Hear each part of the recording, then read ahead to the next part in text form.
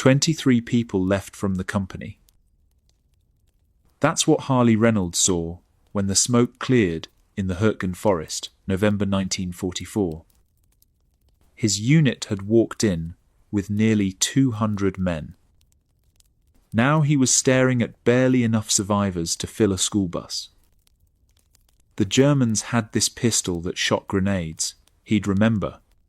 Close quarters, 20 to 30 yards. We'd never run up against it until that night. He paused. They just slaughtered us. This was supposed to be over. 3 months earlier, the German army was in full collapse. 400,000 casualties in France. Allied forces advancing so fast that victory by Christmas seemed inevitable. And then 3 gambles were made.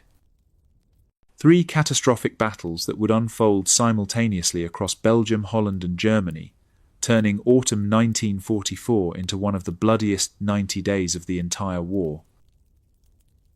At Arnhem, 8,000 British paratroopers dropped behind German lines to capture a bridge over the Rhine. Intelligence warned that SS Panzer divisions were nearby. The warnings were dismissed. Lieutenant Colonel John Frost and 600 men reached the bridge and held for 4 days. When the Germans demanded surrender, Frost sent back 3 words. Tell them to sod off. 17,000 Allied casualties. Montgomery called it 90% successful. The survivors called it a bridge too far.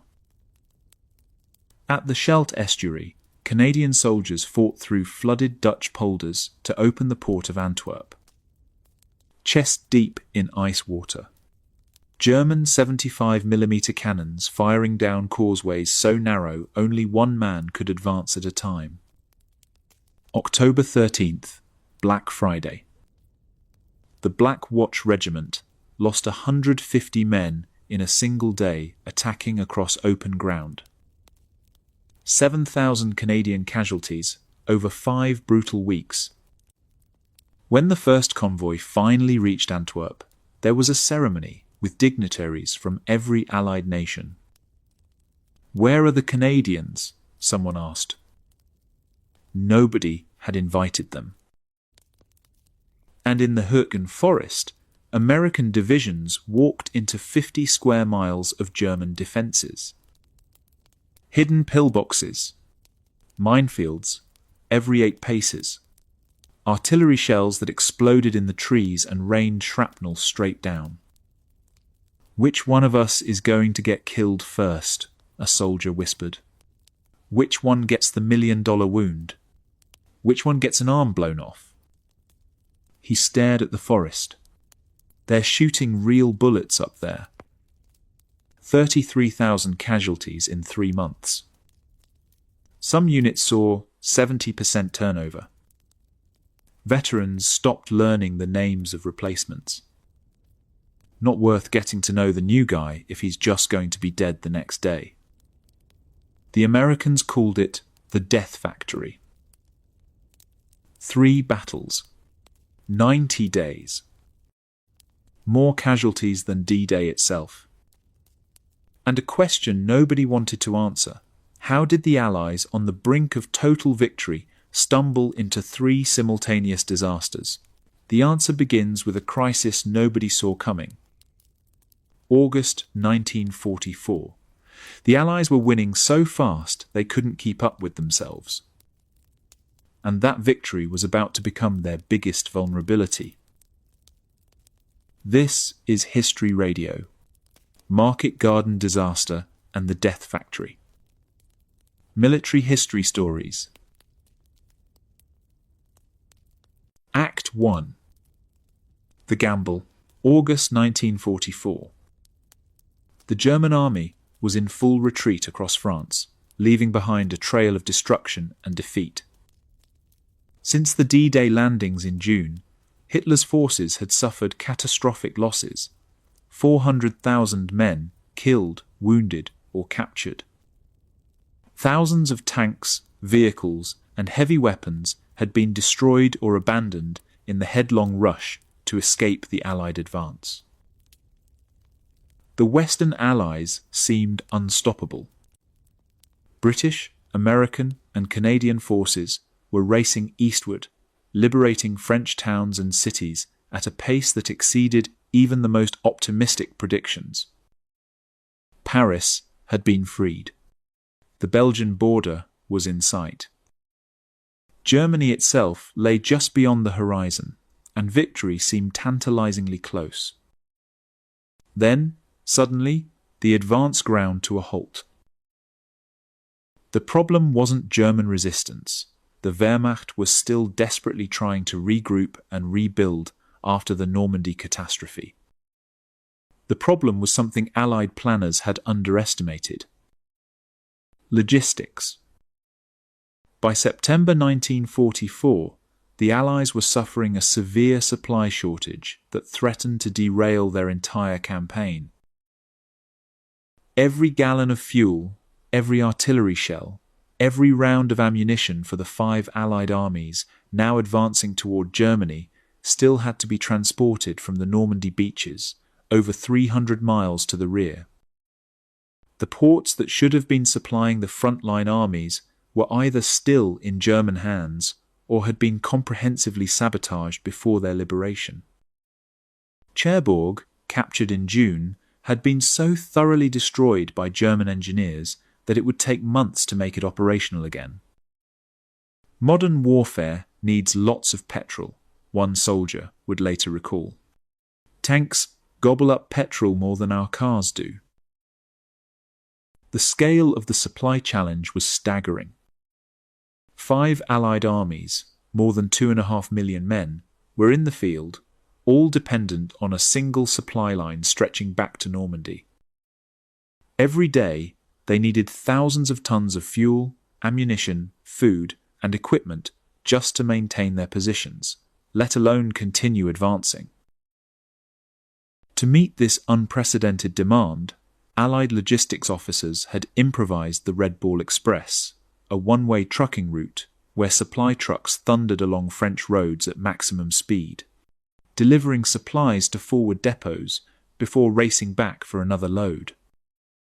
At its peak, a truck passed every 15 to 30 seconds. It was an impressive feat of organization, but it still wasn't enough. The fundamental problem was simple. The Allies were advancing faster than their supply lines could keep up. Frontline units were running out of fuel and ammunition. Tank divisions sat immobile, their vehicles empty. Artillery batteries rationed their shells. Infantry companies went on half rations. The momentum that had carried the Allies across France was bleeding away. The advance toward Germany, toward final victory, was grinding to a halt, not because of German military strength, but because of Allied logistical weakness. Every commander knew that without more supplies, particularly fuel, the war could not continue at its current pace. Something had to change. The Allies desperately needed a port closer to the front lines, a port that could handle the massive flow of supplies needed to sustain their armies and resume the offensive. Without it, the soldiers who had fought their way from Normandy to the German border would be forced to wait, while the Germans used the precious time to rebuild their shattered defences. As September began, the question facing Allied commanders was not whether they had the military power to defeat Germany, and that was no longer in doubt. The question was whether they could solve their supply crisis quickly enough to maintain their advantage, or whether they would be forced to watch helplessly as their opportunity slipped away. The answer to that question would shape 3 of the most costly and controversial battles of the entire Western Front. A daring airborne operation that would end in disaster. A brutal campaign through flooded Dutch polders that would be largely forgotten by history, and a nightmarish struggle through a German forest that soldiers would come to call the Death Factory. The race against logistics had begun, and for thousands of Allied soldiers, it would end in blood. One man believed he had the solution. Field Marshal Bernard Montgomery, Monty to friend and foe alike, was not a man known for modesty. He had commanded all Allied land forces during the D-Day landings and the Normandy campaign, a role that had made him one of the most famous generals in the world. But now, with American troops outnumbering British and Canadian, it was no longer politically acceptable for a British general to command them all. Churchill had promoted him to Field Marshal as compensation.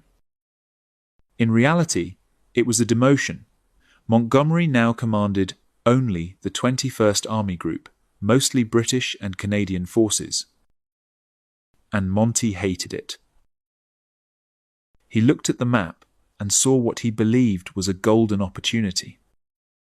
Allied intelligence reports indicated that Germany's northern flank, opposite his 21st Army Group, was lightly defended. The strongest German defences, the Siegfried Line, ran further south. If his forces could punch through Holland into Germany, they could bypass those defences entirely, encircle Germany's industrial heartland in the Ruhr Valley, and pave the way for a direct advance on Berlin. End the war by Christmas 1944. But first, he would have to sell the plan to the Supreme Allied Commander, American General Dwight Eisenhower. And Eisenhower had his own plan for the advance. Eisenhower was content, for political reasons and for alliance reasons, to keep the advance more or less even across the front. This was the so-called broad front advance. Everybody would share the risks and share the achievements. This was very much Eisenhower's style. But there simply weren't enough resources for this. What Montgomery wanted was to divert the resources to a northern arm, the so-called narrow front attack. And he believed that if this was done, then he could get through to the Ruhr early enough to end the war in a matter of months. The personal politics of Market Garden were fascinating. Montgomery lobbied Eisenhower ruthlessly and without end to carry out this operation. Montgomery knew that any resources given to him would be taken away from the Americans, like Patton further south. And he lobbied Eisenhower until Eisenhower finally gave in. Montgomery got his supplies. He also got use of the 1st Allied Airborne Army, an elite force of 40,000 British, American, and Polish soldiers, ready to be dropped behind enemy lines by parachute and glider. Montgomery made these troops the cornerstone of a bold, ambitious plan that required clockwork precision. He called it Operation Market Garden. The plan was audacious. British 30th Corps was to advance 64 miles along a single road from the Belgian border to the Dutch town of Arnhem. But their route crossed several rivers and canals, including 2 major branches of the Lower Rhine. So, 3 Allied airborne divisions would drop ahead of the ground forces to seize key bridges along the route, including 2 major bridges over the Lower Rhine at Nijmegen and Arnhem, before the Germans could destroy them or organize their defense. The bridges were well defended by anti-aircraft guns to ward off Allied bombers. So the airborne troops were to land several miles from their targets and complete their approach on foot. The airborne assault was codenamed Market. The ground attack, Garden. The spearhead of Lieutenant General Horrocks' 30th Corps was the Guards Armoured Division, with 268 tanks, mostly Shermans. They'd be supported by the 43rd Wessex and 50th Northumbrian Infantry Divisions, tanks of the 8th Armoured Brigade, and Royal Engineer bridging units.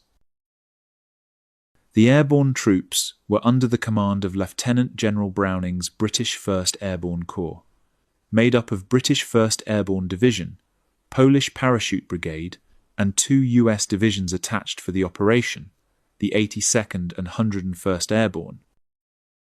The Royal Air Force and U.S. Army Air Force would provide 1,500 transport aircraft and 500 gliders to get troops to their targets. Lieutenant General Boy Browning, commanding the Allied airborne troops, was Britain's senior airborne officer, married to the famous novelist Daphne du Maurier. Seen by some as difficult to work with, relations with his American boss, 1st Allied Airborne Army Commander Lieutenant General Brereton, were particularly strained. In the run-up to the operation, reports arrived that German SS Panzer units had been seen near Arnhem, the British airborne objective. A British intelligence officer took the reports to Browning. The Corps intelligence officer, a chap called Brian Urquhart, he warned us that there were 2 SS Panzer divisions lined up from Arnhem to Zutphen, a staff officer would later recall. And that he had warned General Browning about this, and he said that Browning's plan for the operation would fail unless he altered them to take account of these 2 divisions. And Browning had told him that he was not to tell any of us about it, and that he did not believe that the tanks really were operable because they'd just been fighting in Normandy. If there were German panzer units near Arnhem, the entire operation would probably be called off, and Browning, and many others in the elite airborne corps, were determined to press ahead. They had been training for months. They were ready. This was their moment. As one officer would later observe, with a touch of dark irony, "I think we may be going a bridge too far." September 1944. As Operation Market Garden took shape, the stage was set for one of the most dramatic confrontations of the war. On one side, the combined might of British, American, and Polish airborne forces, backed by the grinding power of British armoured divisions. On the other, a German army that everyone believed was finished, but which had one crucial advantage: time to prepare. The Allied commanders leading Market Garden were a mix of veterans and rising stars. Lieutenant General Brian Horrocks commanded 30th Corps, the armoured spearhead that would drive up the single road to Arnhem. A charismatic and popular commander, Horrocks had recovered from severe wounds received in North Africa and was eager to prove himself in this daring operation. Leading the British airborne forces at Arnhem would be Major General Roy Urquhart, commander of 1st Airborne Division. Despite his rank, Urquhart had never commanded airborne troops in combat before, and had never even made a parachute jump. He was an infantry officer given command of paratroopers, a decision that would have consequences. At the Arnhem Bridge itself, the key role would fall to Lieutenant Colonel John Frost, a veteran of the famous Bruneval raid in 1942, where British paratroopers had stolen top-secret German radar equipment from occupied France. Frost was an experienced officer, and one of the first to join the newly formed Parachute Regiment in 1941. If anyone could hold the bridge, it was him. The American forces had their own legends. Brigadier General James Gavin commanded the 82nd Airborne Division, tasked with capturing the bridge at Nijmegen. Gavin had been decorated for his role in the invasion of Sicily in 1943, made the night jump into Normandy on D-Day, and just 6 weeks before Market Garden was given command of the elite 82nd Airborne. He was an admired and charismatic leader who insisted that his officers be the first out of the airplane door and the last in the chow line. But the Germans had leaders too, and some of them were very good indeed. Field Marshal Walter Model commanded German Army Group B, responsible for defending the Belgian and Luxembourg frontier with Germany. Model was Germany's youngest field marshal and greatly admired by Hitler and other senior commanders for his performance on the Eastern Front. He had been nicknamed the Führer's fireman for his ability to salvage apparently disastrous situations even when his forces were heavily outnumbered. The fact that he is completely driven, also a committed soldier, is summed up by many accounts that we see, a historian would later note. He was very tough and very hard against his own troops because he wanted to achieve things, but also very hard and tough against himself. And for that, the people admired and respected him. Model's forces were a patchwork of battered divisions trying to rebuild after the Normandy disaster. The 81st Corps of General Brandenberger's 7th Army held the area around Aachen. Many of its divisions had been almost completely destroyed during the fighting in France and remained severely under strength. The Corps' 2 panzer divisions could muster barely 20 tanks between them. But through September, reinforcements continued to arrive. Replacement tanks. New Volksgrenadier divisions. In the autumn of 1944, the Germans built a new type of force, the Volksgrenadier divisions. The problem for the Germans was the manpower shortage of 1944. So the Volksgrenadier divisions had a lower number of infantry battalions. The manpower was quite low. They tried, at least in theory, to overcome that by equipping them with more machines, in particular infantry weapons. What they also tried to achieve was that you would have a very experienced cadre of officers and NCOs around which you would then form a body of men, maybe recruited from people back from the Reich who hadn't been drafted before, and also, in particular, from surplus numbers from the Air Force and from the Navy that were not being used anymore. This was the theory. In reality, it didn't really work that way. Totally cobbled together, an American intelligence officer would later observe. You could see the different uniforms, right? One of them was wearing an Air Force uniform, others were Marines. Even so, these units would fight. And some German formations were far more dangerous than Allied intelligence realized. Near Arnhem, the 2nd SS Panzer Corps was resting and refitting after its escape from Normandy. It had been so badly destroyed in the Battle of Normandy and the subsequent retreat that its 2 divisions, 9th and 10th SS Panzer, were really only as strong as what the Germans called a Kampfgruppe, or battle group, something about the size of a weak division with not too many tanks. But they were still SS troops, still veterans, still dangerous. The stage was set. The commanders were in place. The forces were ready. On the night of September 16th, 1944, British and American bombers struck German airfields and anti-aircraft positions across the Netherlands. The next morning, the largest airborne operation in history would begin. September 17th, 1944. 9:45 in the morning. Across airfields in southern England, the roar of engines filled the air as the largest airborne armada in history began to take off. 1,500 transport aircraft, 500 gliders, 40,000 elite troops from 3 nations, all heading for the Netherlands in a single, massive aerial convoy.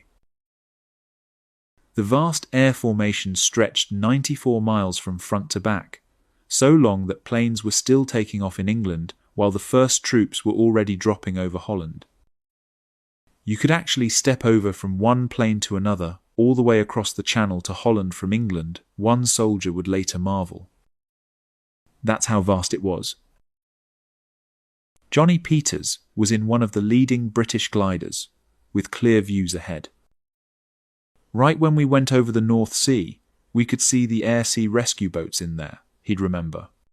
there were channel men, so it was very reassuring to see these air-sea rescue boats in case we ditched in the sea. It was a beautiful flight, blazing sun, a huge convoy about 3 miles wide, all full of planes. Extraordinary sight, wonderful sight.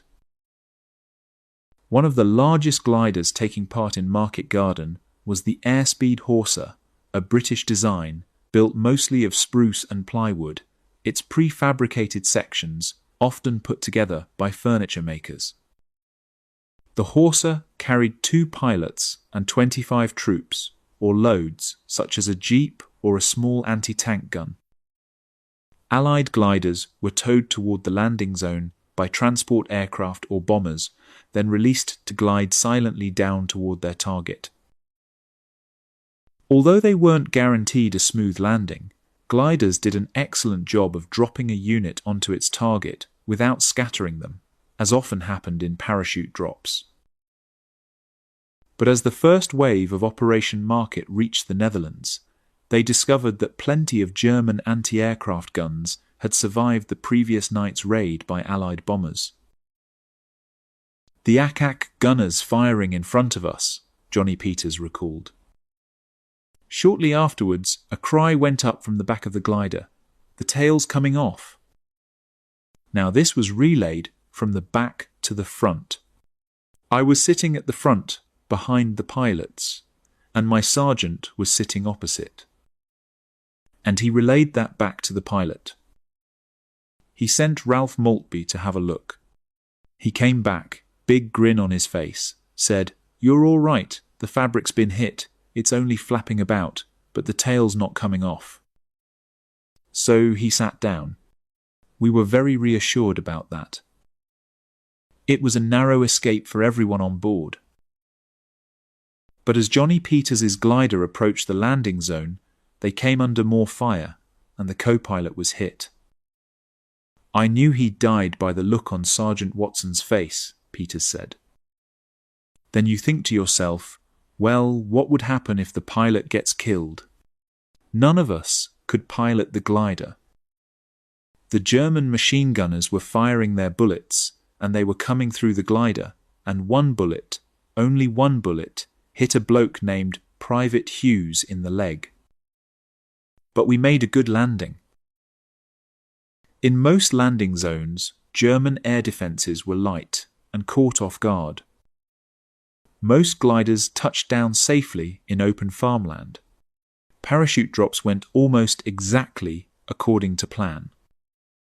Of the 1,000 transport aircraft used on the first day, just 27 were destroyed.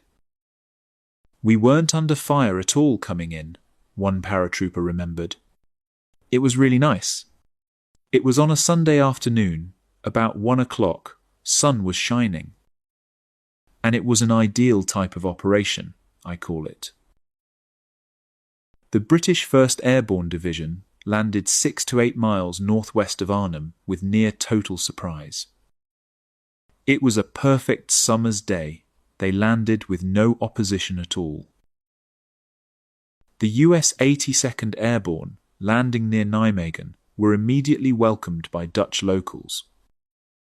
While we were picking up our equipment, all the Dutch civilians were coming out of the tree line, and they're all speaking perfect English, an American soldier recalled. And I said to my buddy, "Are we still in England, or is this Holland?" They spoke perfect English.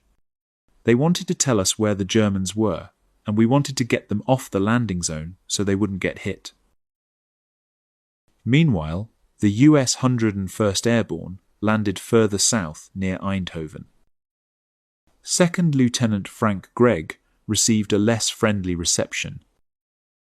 "I landed right on the drop zone, and it was filled with big Holstein cows, milk cows," he'd remember. And they panicked, of course, when all these parachutes started coming down.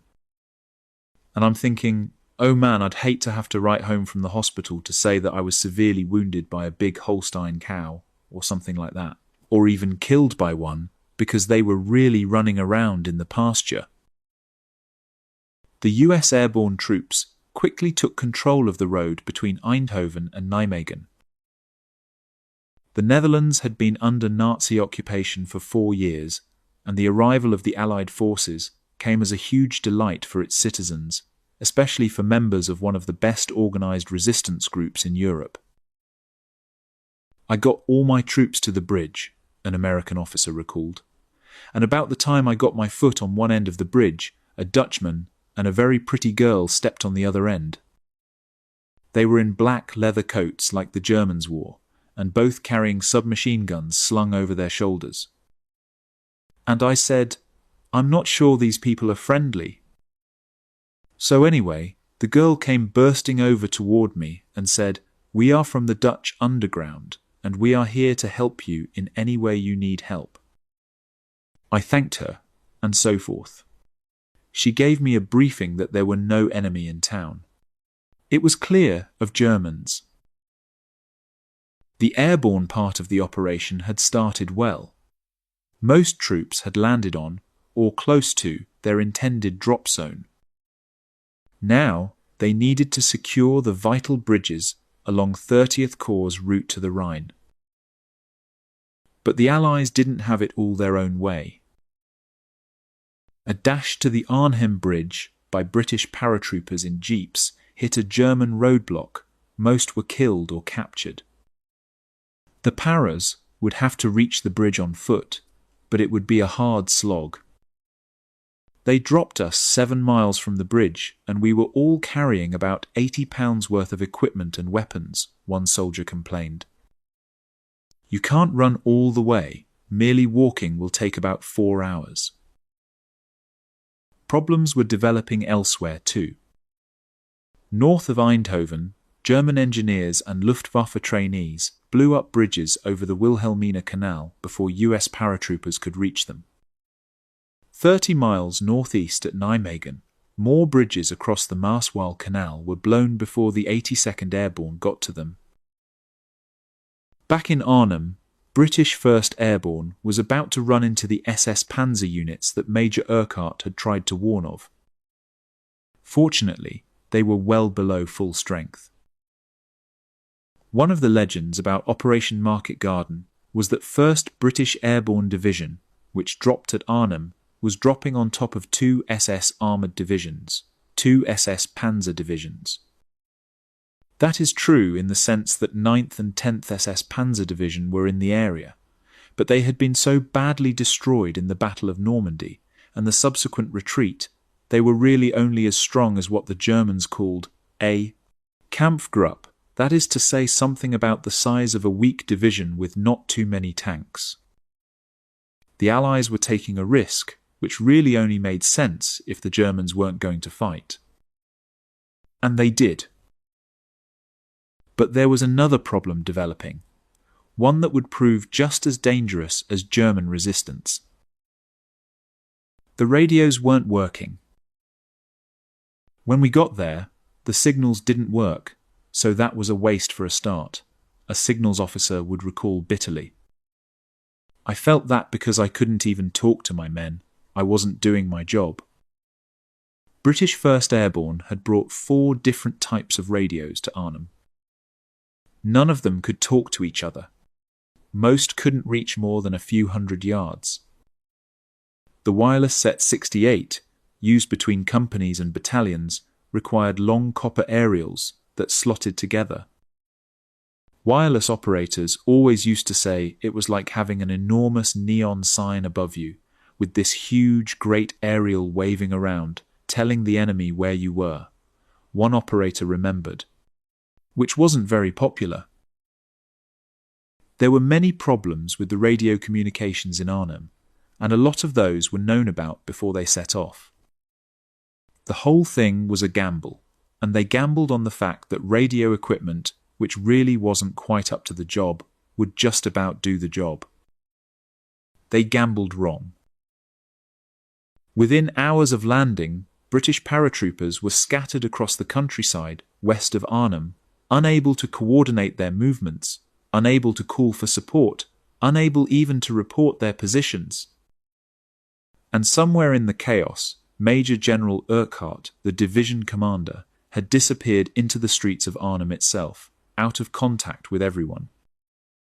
The largest airborne operation in history was already starting to come apart. Field Marshal Walter Model was eating lunch at his headquarters in the Tafelberg Hotel in Oosterbeek when the first reports arrived. Paratroopers, thousands of them, landing just a few miles away. Model's first thought was that the British were coming for him personally, a commando raid to capture or kill the commander of German Army Group B. He grabbed his papers and fled the hotel in his staff car, heading east toward safer ground. But as more reports flooded in, it became clear this was no raid. This was an invasion.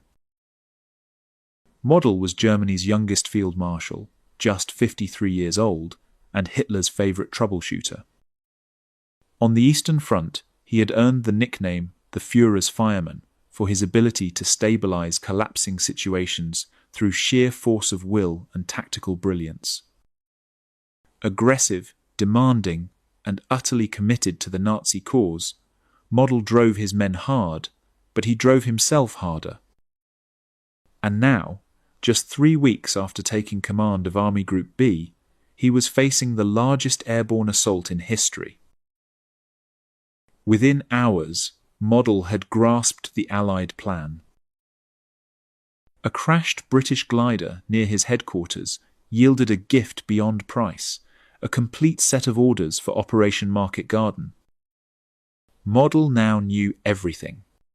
The objectives, the timetable, the routes. He knew that British 30th Corps would be advancing up a single road from the Belgian border. He knew that American airborne forces would be holding bridges at Eindhoven and Nijmegen. And he knew that British paratroopers were trying to capture the bridge at Arnhem. Model saw immediately what had to be done. If he could hold the Allies at Nijmegen, the British paratroopers at Arnhem would remain cut off, and the Allied operation would fail. He began issuing orders with characteristic speed and precision. Model split 2nd SS Panzer Corps into Kampfgruppen, battle groups, improvised formations built from whatever units were available. This was a concept the German army had perfected on the Eastern Front, where the need to respond rapidly to new threats meant that ad hoc formations were often more effective than trying to rebuild shattered divisions. Kampfgruppe Hohenstaufen, built around 9th SS Panzer Division, was to hold Arnhem and its bridge against the British. Kampfgruppe Frundsberg, from 10th SS Panzer Division, was to race south over Arnhem Bridge to prevent the Allies crossing at Nijmegen. The concept of battle group, or Kampfgruppe in German, is a very specific concept that you could find in the German army in the Second World War, a historian would explain. The idea was that whenever the need arose, you would form ad hoc formations out of existing formations, quite often broken up formations, or formations that have already taken a lot of casualties, and form a new fighting body out of these. Improvised, Kampfgruppe helped Germany make the most of its dwindling military strength and respond rapidly to new threats. "We were told to get down there," a German tank commander would recall. "They said we had to hurry, destroy anything that gets in your way, and form a pocket with the others that arrive there." The swift German response meant Allied airborne troops were soon engaged in heavy fighting. On the second day of the operation, British reinforcements set off from England, but after a 4-hour delay due to morning mist. This second wave had no element of surprise, and as they approached the landing zone west of Arnhem, they came under heavy anti-aircraft fire. Bill Higgs was one of the glider pilots. The Jerrys had already sized out where we were going to land, because the landing again was a big open space, you see, miles, he remembered. And of course, the Germans soon surrounded it with their guns, and they were knocking them out in the air. And as I was flying over, you could see a puff there, and a puff there, and a puff there. I don't want to say it was like clay pigeon shooting. That wouldn't be the right way to put it. But at first, we just couldn't grasp the fact that this was what they were really doing. Not only were the British under fire on the way in, but on the ground they found the Germans already attacking the landing zones themselves. They were all around, and they were really knocking us for six, one soldier recalled. But I got down by these trees, and I thought I can get in by the trees, so if I can get to the trees I haven't got far to run, you see. The surviving reinforcements gradually assembled, ready to move out. But Model's rapid response had transformed the situation.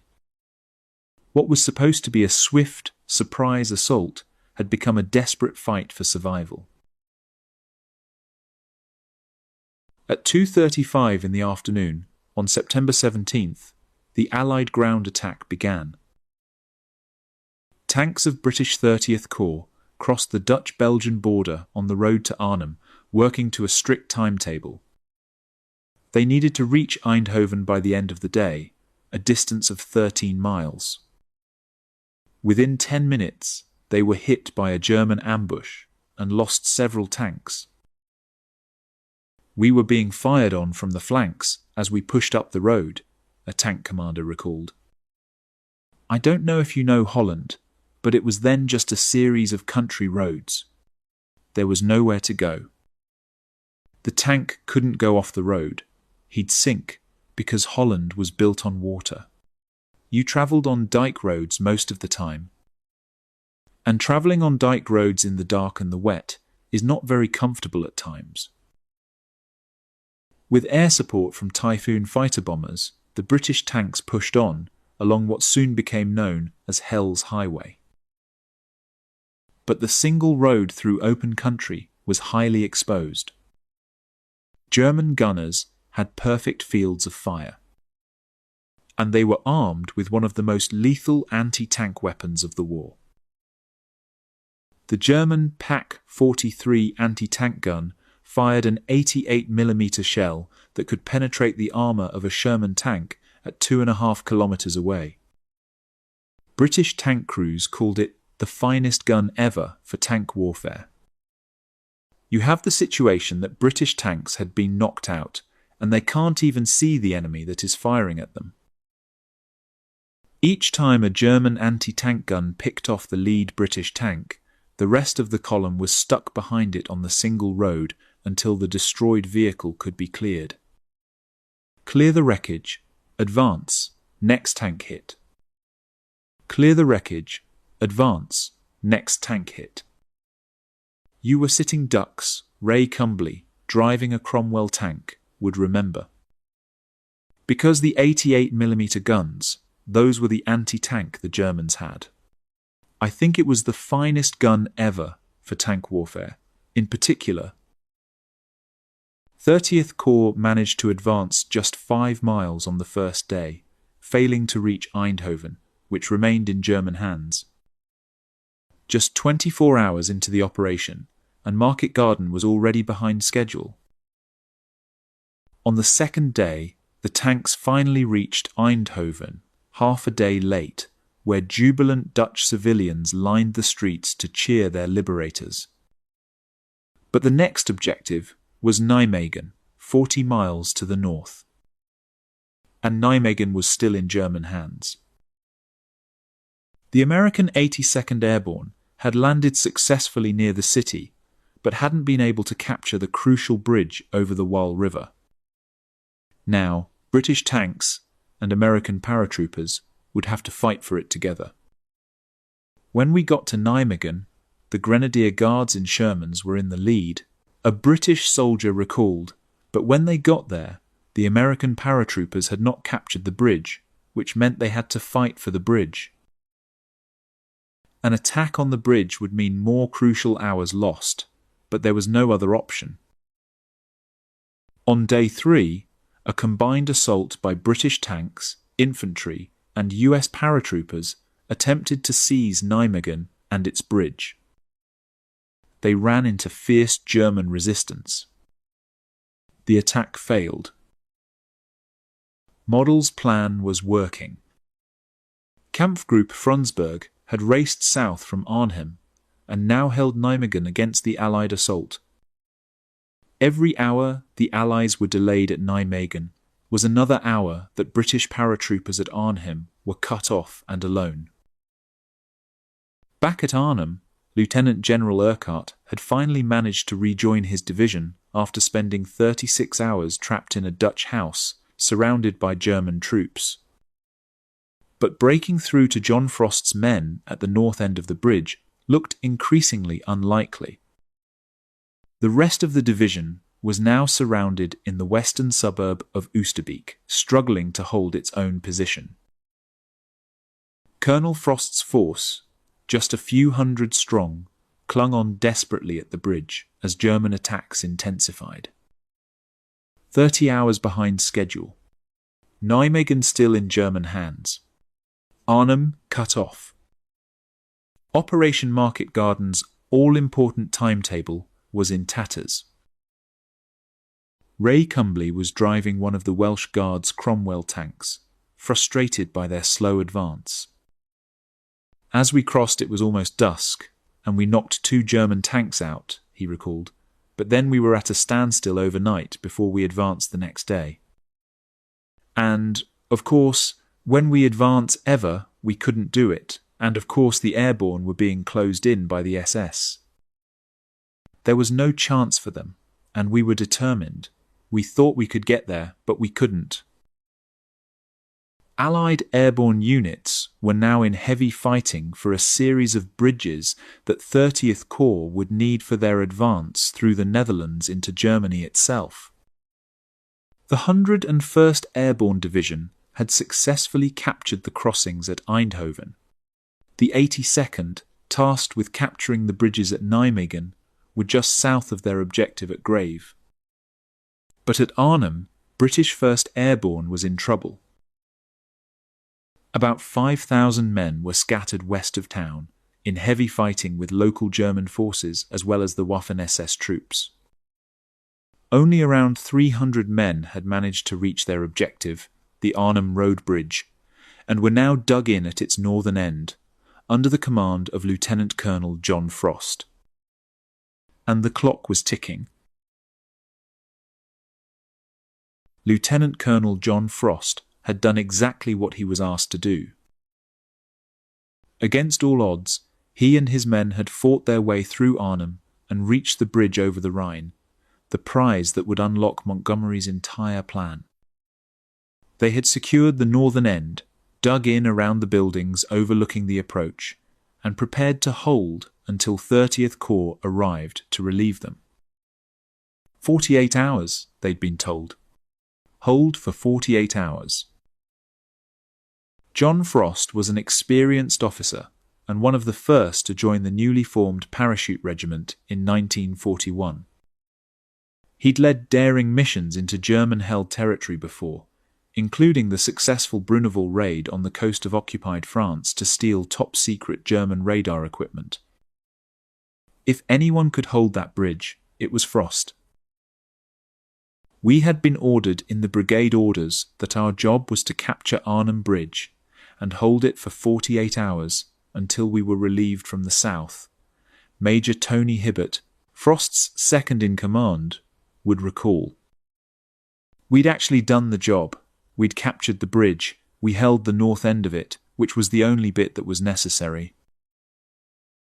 There were nearly 600 chaps at John Frost's disposal, and he disposed them into a tight perimeter.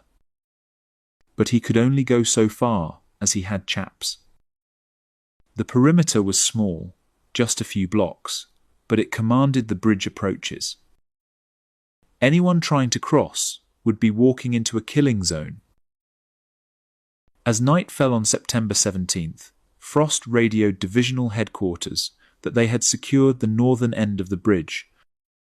He was ordered to hold his position until 30th Corps reached him. Around 9 in the evening, Frost was reinforced by a group led by Major Tony Hibbert. Now they waited. Then the paratroopers heard the sound of vehicles approaching from the south. It must be 30th Corps, come to relieve them. We thought that the tanks were in fact our own tanks coming from the south, the ones that were actually going to relieve us, a paratrooper recalled. And we were quite extraordinary. We had about 160 people on the bridge, and they all took off their helmets and put their berets on and came out to cheer them forward. The men were jubilant. Mission accomplished. The tanks had arrived.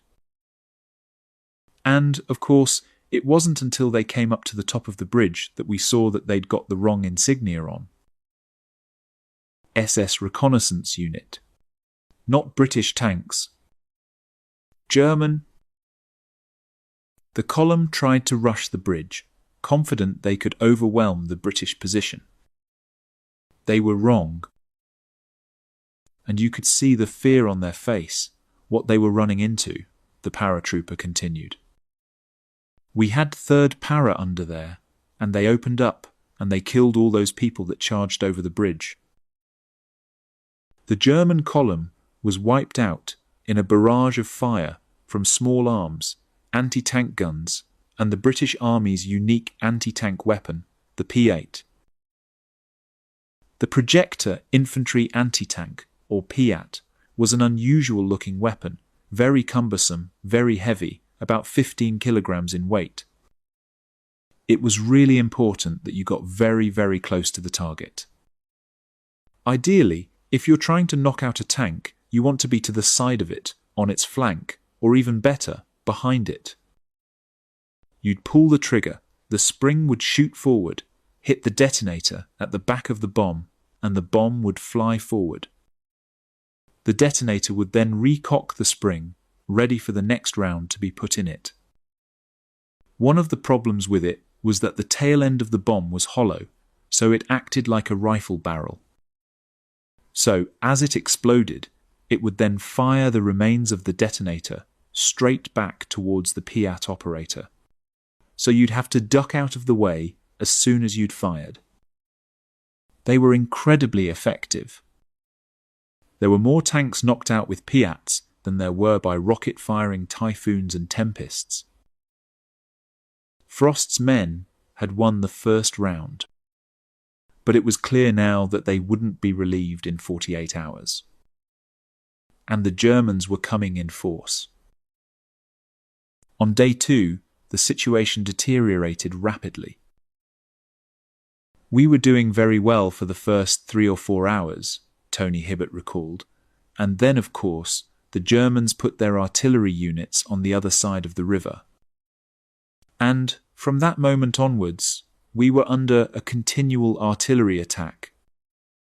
And on the next day, they started to bring up their tanks. As the battle at the bridge became increasingly one-sided, the Germans sent a captured British engineer back to Frost's men with a message. Surrender. This engineer has come back over the bridge, waving a big piece of white, a soldier remembered. Waving it away. And he said, "Oh, the Germans want to surrender, sir." Frost looked at him. So he said, "Well, tell them to do it properly. I want 2 officers with a white sheet to come over, and with no arms." The engineer hesitated. "No, sir, I didn't mean it that way. I meant they want you to surrender." Frost's response became legendary. "Tell them to sod off." The engineer looked uncertain. "Do you want me to go back?" "Do you want to go back?" "No, I don't." For all Frost's determination to fight on at Arnhem, his fate and the fate of his men rested with Allied forces 10 miles to the south at Nijmegen, where the bridge remained in German hands. Day 3. Day 4. Still no relief. The perimeter was shrinking under constant attack. Buildings were burning. Ammunition was running low. The wounded were piling up in basements and cellars. "You know, you was in for a fight, no two ways about it," a medic recalled. And the Germans knew that they were reinforcing quicker than what we were. Our medics were filling up. Now and again the general would say, "Bloisey, go and see what the check is, you know," and you'd go in. Sometimes you'd shout to them and they'd give you by signs, numbers, and sometimes you went in there and these chaps would be laying all round the wall. You couldn't get any more in there. Tony Hibbert had set up 8 large wireless sets at his headquarters near the bridge. But the problem was that they had been set up really for work in the open, and from the moment they reached Arnhem, they were out of touch. "I felt that because I couldn't even talk to my men, I wasn't doing my job," the signals officer lamented. No contact with division headquarters, just 3.5 miles away. No contact with Corps headquarters near Nijmegen. No contact with the tanks that were supposed to be fighting their way north. Frost and his men were alone. September 20th. Day 4. After holding the bridge for 4 days and 5 nights, Frost's men learned that there was no hope of them being relieved as planned. They had over 300 wounded in the hospital, and the building was on fire, and the flames were out of control.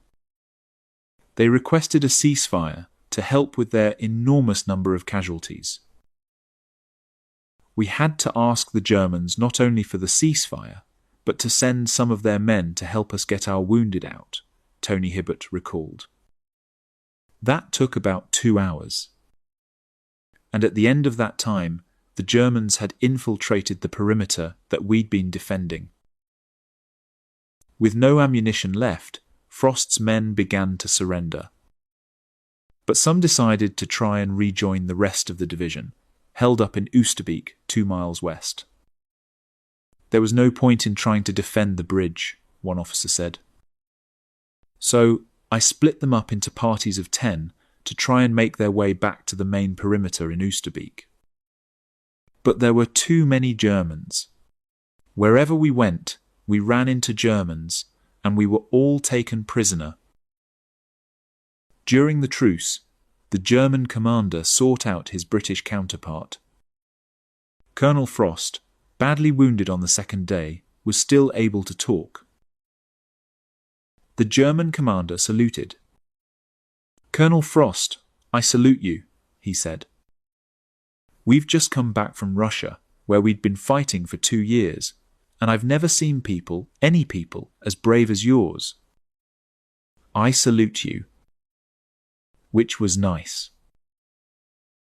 The courage and tenacity with which Frost and his men had held their ground had not been enough. Arnhem had proved a bridge too far. September 21st. Day 5. With Frost's command eliminated, Arnhem Bridge was back in German hands.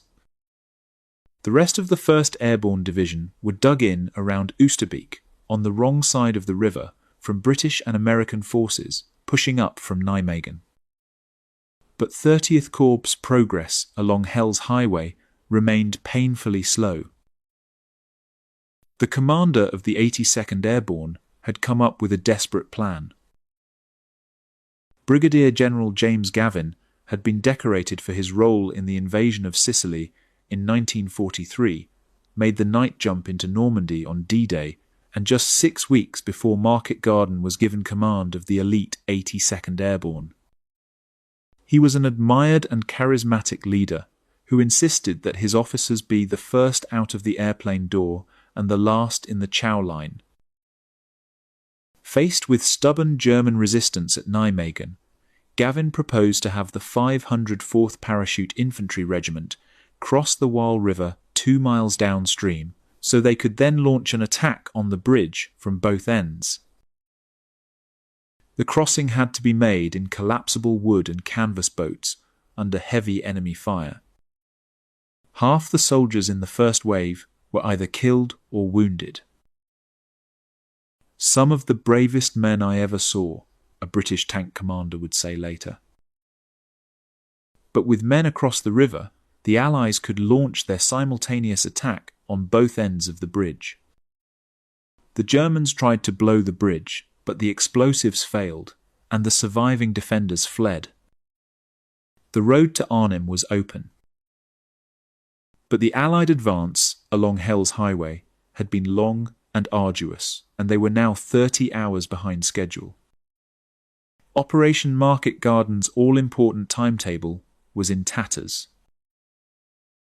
At Oosterbeek, the British airborne were critically low on ammunition and water. Attempts to resupply them by air were only partly successful, with most canisters falling behind German lines. And they remained under relentless attack from all sides. "We knew we were losing the battle because we were getting pulled into a perimeter, getting smaller and smaller," a soldier recalled. "So we knew we ain't gonna win this." 30th Corps began looking for alternative ways to reach the airborne troops at Oosterbeek. Their reconnaissance units, using small country lanes, found a route to the river that bypassed the main German defences and, at Driel, made contact with the 1st Polish Parachute Brigade, who'd been dropped as reinforcements on day 3. Over the next few days, 30th Corps made several attempts to cross the river and link up with the Paras. "We sent the company above, 4th Dorsets, across the river to form a bridgehead the other side," a British officer recalled, "so that when the paratroopers were coming back, they knew where to get. They'd get across." But I think they sent the whole company across, and not many of them came back. They didn't all get killed, but they got captured. As airborne resistance north of the river began to collapse, any reinforcements who made it across risked sharing their fate. It was increasingly clear that Operation Market Garden had failed. The British priority became rescuing as many airborne troops as possible from the far shore of the Rhine. The real issue on the ground at the time was, were the Germans about to overrun 1st Airborne Division's positions, with perhaps a resulting massacre? The British knew there were SS troops involved. They were afraid there might be a massacre. In fact, there wasn't. The Waffen SS troops were generally so impressed with the way that the paratroopers and glider troops had fought that they treated them rather well. But in the big picture, it wasn't just about getting across and into Arnhem. It was about getting much further north into Holland with substantial forces, and that clearly was not going to happen at this stage. So the decision is taken to withdraw those forces across the Rhine, rather, perhaps sarcastically, entitled Operation Berlin. The word came through they were going to pull out at 11 o'clock at night, a paratrooper remembered. "But don't tell these Dutch people, because we think they're pro-German, because they live near the border with Germany. And so don't tell them we're pulling out in case they tell the Germans, you know." So we were in this trench, and across the river the Royal Artillery were firing 2 guns on the extreme right and left. Each one was a tracer. So we're told, keep within them tracers, you know, otherwise they're shelling outside there. And we got to the river at the church, crossed the river. And now, that was horrendous there. The Germans knew we were getting out. Apparently they thought at first the Poles were coming in across the river, but then realized we were getting out. So they shelled this place. That was the worst night of my life.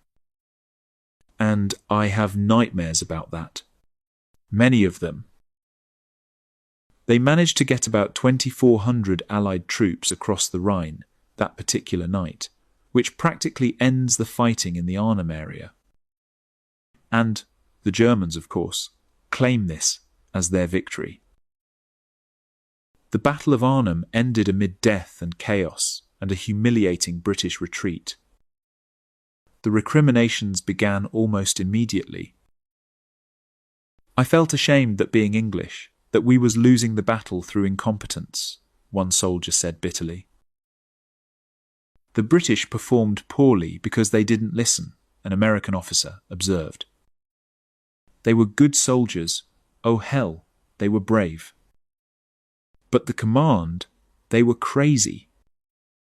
Dropping those people over there, knowing that German armour was over there. The Dutch people told them, and the British insisted that they were wrong." Characteristically, Montgomery refused to accept any blame. Montgomery was an extremely capable commander with a massive ego, who had the habit, particularly after the war, of saying that he could pre-plan all his battles perfectly and the enemy never had any say in it. He just carried out his master plan. He also said he never lost a battle. When asked about Market Garden, it was claimed it was a 90% success. That was very typical of the man.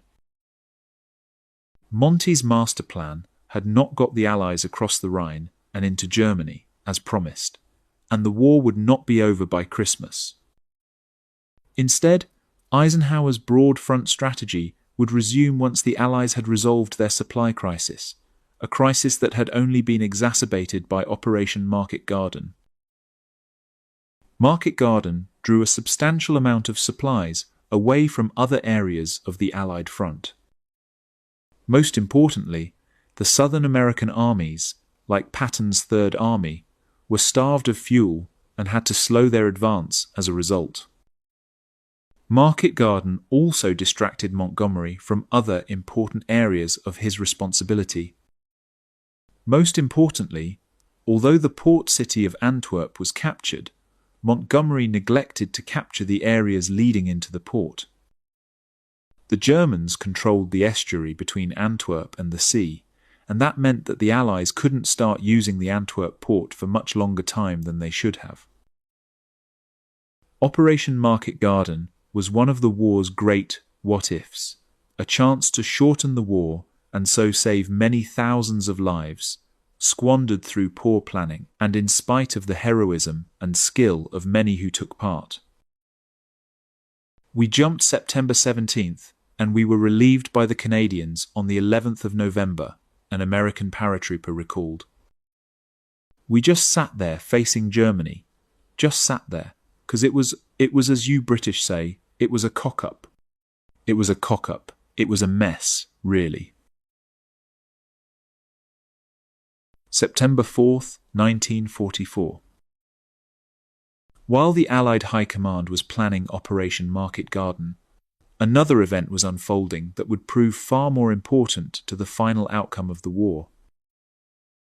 British 11th Armoured Division had just captured the Belgian port of Antwerp and, crucially, with the help of the Belgian resistance, captured it intact before the Germans could sabotage it. At first glance, it seemed as if all the Allied supply issues would soon be at an end. "There are miles and miles of docks there," a British officer marvelled. "Antwerp is the biggest harbour, really, in Europe. It was the biggest plum for the British Army. We had Antwerp, and our harbour was intact. Cranes still working, everything could be used. Most other ports the Germans had blown up, couldn't use them properly. But there was one major problem. Antwerp is connected to the sea by a 45-mile-long estuary of the River Scheldt, which was still heavily mined and defended by the Germans. The Allies couldn't land supplies in Antwerp until the Scheldt had been cleared.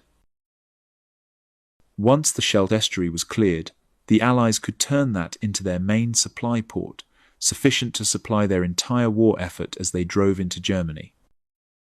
And of course, the Germans knew that as well. The Germans had built heavy coastal gun batteries on Walcheren Island, dominating the West Scheldt and making it impossible for Allied ships to reach Antwerp. The guns were protected by thick concrete bunkers, almost impervious to air attack. They could only be taken by ground assault across rivers, open mudflats, with approaches covered by artillery, and beaches strewn with barbed wire and minefields. This hugely challenging assignment was given to the 1st Canadian Army, a multinational force made up of 2 Canadian and 2 British infantry divisions, with 1 Canadian and 1 Polish armoured division.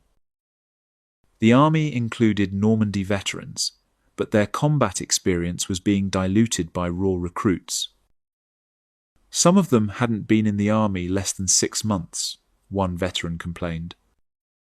They brought them overseas, onto the trucks, up to the front, and dumped them on us. They didn't know how to load a rifle, prime a grenade, knew nothing about infantry work. In command was Lieutenant General Guy Simons, at 41, the Western Allies' youngest army commander by 7 years. A born soldier who'd won the Sword of Honour at Canada's Royal Military College, an expert in mechanized warfare, his rise had been meteoric. Simon's job was made more difficult by fierce disagreements about Allied strategy. Montgomery believed a single thrust across the Rhine would end the war by Christmas. Such a move would make German defences along the Scheldt irrelevant. So that September, Simon's advance on the Scheldt was put on pause while Montgomery launched Market Garden. But Market Garden ended in disaster. They had Market Garden, bridge too far. That failed, a soldier recalled. So they said, well, we've got to get Antwerp open. The failure not only cost lives and resources. By delaying the Canadian attack, the task had been made significantly harder. The Germans made good use of their 4 weeks' breathing space, moving thousands of reinforcements into position. By the time Montgomery accepted that clearing the Scheldt must be the new priority, German defences were more formidable than ever. The Canadian plan involved 4 phases. 2nd Division would push north to cut off South Beveland, 3rd Division would clear the South Bank, then forces would advance up the peninsula before the final assault on Walcheren Island by land and sea. One of the biggest challenges would be the terrain itself. The land around the Scheldt was polder territory, reclaimed from the sea, divided by dikes, flooded by the Germans. They had flooded the land, and you were in water all the time, a soldier recalled. The only protection was the dikes, but get too high, and you're a target. The dikes themselves were steep embankments about 14 feet high, ideal defensive positions for the Germans. With hardly any roads for tanks, this would be overwhelmingly an infantry battle. Why didn't the Air Force flatten the place? One soldier asked bitterly. You got all kinds of ammunition. No, send the infantry in there. Terrible, terrible. The German defenders were a ragtag mix. 64th Division on the South Bank was strongest, with 11,000 men. Others were at half strength, poorly trained. 70th Division, holding Walcheren, was made up of men recently classed as medically unfit, stomach battalions, ear battalions, foot battalions. Not first-class infantry, but men who could still fight. Commanding them was General Gustav Adolf von Zangen, experienced, driven. He made clear to his troops that fighting in the Scheldt was of utmost importance for Germany's future. On October 2nd, 2nd Canadian Infantry Division opened the Battle of the Scheldt with an attack north from Antwerp. At first, steady progress. Then they hit strong defensive networks, roadblocks, anti-tank ditches, assault guns. The Germans had lots of time to prepare, a soldier recalled. They had numbers on roofs, for artillery coordinates. They used to shell us. They had lots of time. October 7th, 1944. Bitter fighting erupted around Hoogerheide and Wojensdrecht as the Germans fought to keep control over access to South Beveland. Hoogerheide overlooked Wojensdrecht. They had heavy artillery at very short distance, a soldier remembered. You could almost see the people operating the weapons.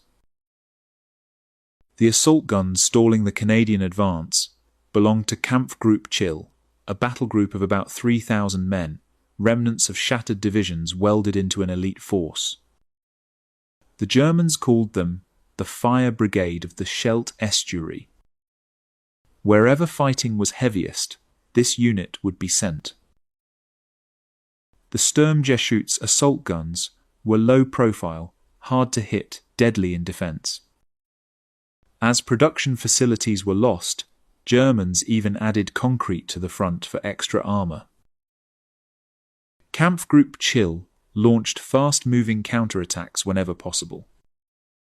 The Canadians suddenly found themselves in the hardest fighting since Normandy. The intensity threatened to overwhelm some units. For one regiment, it would lead to complete disaster. The Canadian Black Watch had a reputation as unlucky. In Normandy, one attack had left it cut to pieces. On Friday, the 13th of October, the same regiment was ordered to attack a railway embankment held by Kampfgruppe Chill's paratroopers. It would go down as Black Friday. They held the high ground. We were down in the flatlands, a soldier recalled. Germans had the last polder. As soon as you put your head up, there'd be a grenade. Railway tracks on the left, they occupied that too. Our purpose was to advance past those polders, get to the railway station, cut off enemy movements. We couldn't do it. We lost all those men. Black Friday the 13th. The 4 attacking companies lost 150 men. The embankment remained in German hands. One main problem was communication failure. The preliminary bombardment came 30 minutes too early, giving Germans time to prepare for the advancing Canadians. 3 days later, the Canadians attacked again. Through tenacity and weight of fire, they finally fought into what remained of Wojensdrecht. At high cost, they'd cut off South Beveland and the 15,000 Germans defending it. Meanwhile, Simons launched the second phase, clearing the Breskens pocket on the south bank. The Canadian equipment was almost identical to British Lee-Enfield rifles, Sten submachine guns, Bren light machine guns. The Bren was incredibly accurate, beautifully designed, completely reliable, quite capable of putting 2 bullets through the same hole with a well-trained gunner. But these weapons and tactics suddenly meant nothing in the flooded Scheldt. There was no opportunity for manoeuvre. Troops funneled through drainage ditches, dikes, causeways, advancing on incredibly narrow fronts. And the Germans knew exactly where they'd be coming from. Operation Switchback began October 6th with assault across the Leopold Canal. For some companies, eerie silence. We were under orders not to shoot unless attacked, a soldier recalled. We realized Germans must be under same order. They see us but not shooting. A kind of silence on the canal. A few companies crossed without fire. Others ran into fierce opposition, heavy losses. Allied intelligence had seriously underestimated German strength in the pocket. Slowly, Canadians carved out a bridgehead. Walter Balfour, a machine gunner, spotted a German artillery observer and opened up with his Bren. I rolled down off the dike. They opened up right away, he'd recall. Later my troops saw German stretcher-bearers come out cautiously. They loaded a guy on the stretcher, took him out. That solved the problem. He was creating havoc for us. As the canal attack stalled, Simons launched a daring amphibious flanking attack on Hoofdplaat using Buffalo amphibious vehicles. This vehicle is what is called a Buffalo, developed from a design for the Florida Everglades. It can float and has tracks with scoops that propel through water. It can take men across boggy ground, rivers, dikes, even open sea. The Canadians had almost no training time, forcing a 24-hour postponement. When the attack went ahead, complete success. Infantry landed behind German lines, virtually unopposed. The Germans concentrated every gun on this dangerous bridgehead. Doug Vidler was a mortarman with the Highland Brigade. It was a bad night, he remembered. We'd been up all night. Around 11 o'clock, a shell hit our barn. Shrapnel and dust came down. Bob was laying beside me, under a manger. Word went out. Anybody hit? Blackie said he was hit in the knee. So I shook Bob. Said, Bob, Blackie's hit. Bob rolled over. He had one little piece of shrapnel in his head, hardly bled at all. He was gone. For 3 days, they held the fragile bridgehead. Finally, 4th Canadian Armoured broke through to relieve them. The German position was hopeless, but the commander ordered fight on. Many frontline units had lost 2/3 of their men, most survivors ready to give up. 3rd Division began methodical advance across the pocket, smashing resistance with concentrated artillery and airstrikes. O'Kill Stewart, a D-Day veteran, entered what he thought was a liberated village. Everything was deathly silence, he recalled. Out of the windmill came the burgomeister with 20 townspeople. They hugged me, kissed me. I said, "Did you not get this out of your system when infantry came through yesterday? Oh, you're the first one. Infantry were repulsed. They're back a mile. You're the first one." On November 3rd, the pocket fell with the German divisional commander's surrender. The Canadians were tightening their grip, though at heavy price. Now came the final assault on Walcheren Island. For both sides, autumn on the Dutch coast meant wet, freezing cold. There wasn't a guy whose main objective wasn't to find a warm, dry place, one soldier remembered.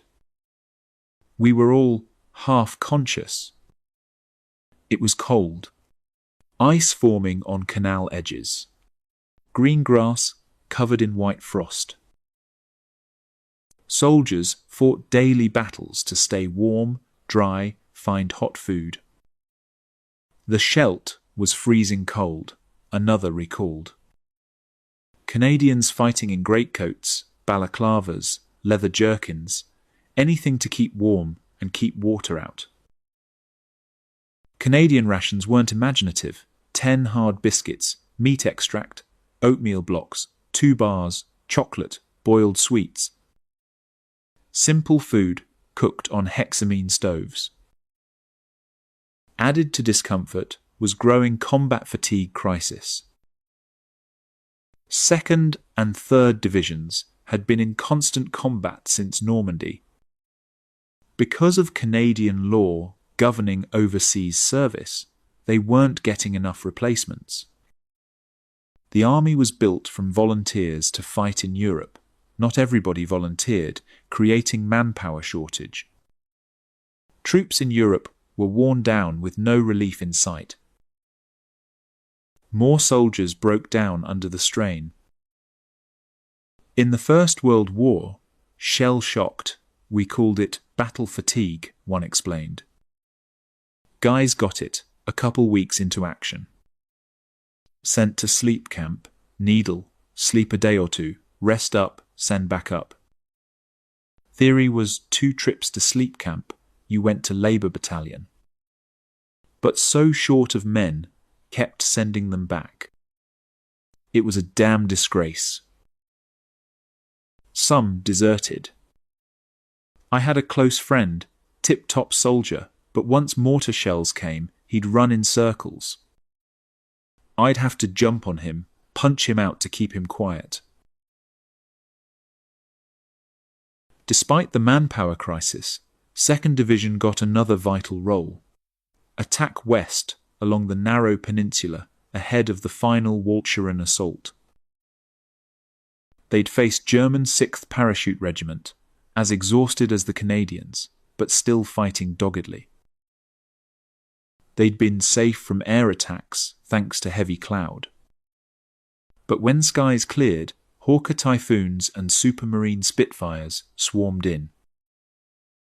John Thompson piloted a rocket-firing Typhoon. To anybody on ground, sounded like express train coming, he remembered.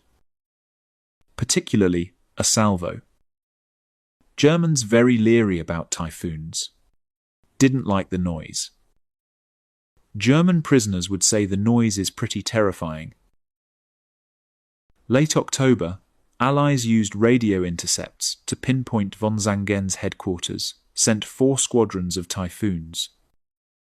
Killed 74 German officers, left 15th Army HQ in chaos for days. The Canadians launched fresh attack. Learning from Black Friday, German defences were blasted by massive artillery before infantry went in under darkness. We moved in about 2 in the morning, laid in a ditch until 6, told to charge, a soldier recalled. Charge across 1,000 yards of beet fields, flat as pancake, nothing but beets, to take a dike held by Germans. Hardly got across the road, had to retreat, machine gun fire so heavy couldn't move. Worked our way across to the dike. Very few left when we got there. Spent the day throwing grenades back and forth, Germans one side, us the other. Just murder. Wounded, laying in field, hollering, yelling. By day's end, breached first line, took 120 prisoners. But next obstacle was more formidable, South Beveland Canal. The German defence centred around this canal. Big obstacle, very difficult to cross under fire. Germans integrated it into their defensive plan. Rather than tackle head-on, Simons ordered outflanking attack by 52nd Lowland Division using buffaloes landing at Hodenkenskirke. This bold operation bypassed the canal, made it worthless. German troops hurriedly pulled back to Walcheren Island for last stand. 4 weeks in, Allies were closing on their goal, Walcheren's naval guns. Walcheren was heavily defended, flat, low-lying, surrounded by dike with concrete pillboxes and guns on top. Until taken and guns neutralized, no Allied ships could reach Antwerp. General Dayser commanded what Hitler termed Scheldt Fortress North, with remnants of 70th Division, 89th Fortress Regiment, 2 naval battalions. Orders from the Führer, fight to last man. Simons devised another bold amphibious operation. First, RAF would bomb Westkapelle, destroy the outer dike, let sea flood the interior. Then, 2 amphibious assaults by Scottish infantry and Royal Marines at Vlissingen and Westkapelle, while 2nd Division attacked from the east. Montgomery built massive assault force, landing craft, buffalo vehicles, thousands of men. The plan replicated Normandy, massive bombardment, waves of landing craft. Canadians began attack October 31st. Reaching the channel, found it too deep to cross on foot, too muddy for boats. Only option, Walcheren Causeway, single narrow road a mile long. Company after company sent up, pinned down by heavy fire. They lined guys up in rows, sent them across, a soldier recalled bitterly. You couldn't move. Jerry's at far end, machine gun fire, French 75mm cannons shooting like machine guns. Kept sending more guys. We gave covering fire. I smoked 100 cigarettes in 3 hours, just lighting one after another. Just changing barrels on the Bren gun. Between their guys and ours, they finally got a half dozen to the far end. But that was it. With Canadians pinned on the causeway, success would depend on Simons's amphibious landings. The RAF bombing had been a success, blowing giant gaps in the dikes, flooding the island. The way was clear for amphibious vehicles to strike at the heart of German positions. When the attack went in, Buffaloes could go through those gaps, round the rear of dikes, attack from behind.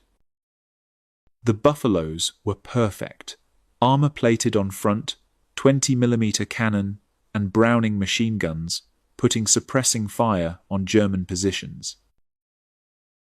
Royal Marine Jim Kelly was part of the Buffalo assault wave, but things didn't go to plan. They put us into tank landing craft, we got into Buffalos inside, he recalled. We came out the landing craft, and right away it was bogged down in water. Never got any further, had to get out and wade ashore. Just the same old wet landing. Freezing cold day, 1st of November. At Vlissingen, the main port, Germans were caught off guard. British troops landed almost unscathed. But resistance intensified inland. They were soon in fierce street fighting that would last days. Meanwhile, off West Capelle, landing craft took on the heavy German shore batteries with rockets and cannon. They were taking on the batteries, bit of a one-sided fight, lost quite a few, Jim Kelly remembered. But at least they did the job, took fire away from us, so we could get in and get on top of the batteries. Under this barrage, the Marines got ashore with light casualties. On beaches and dikes, they faced sporadic resistance. But occasional mortar shells and mines claimed steady toll. German S-mines, known as Bouncing Betties, were lethal. We'd go over the top of dunes, start trotting, take a chance on mines, a Marine explained. What we'd do on minefields was upskirts, and at them, the faster you ran, better chance if you stood on a mine, because it took 4 seconds to pop up to 6 foot before exploding. So if you ran fast enough, could get away with it. It worked. The fighting on Walcheren lasted 8 days. Then, November 8th, Germans began surrendering. Next morning, they'd come out with gear packed, little haversacks, and just surrender, a soldier remembered. Which was nice. It's set to off. With German coastal batteries neutralized, Royal Navy minesweepers went to work, making the Scheldt safe for Allied supply ships.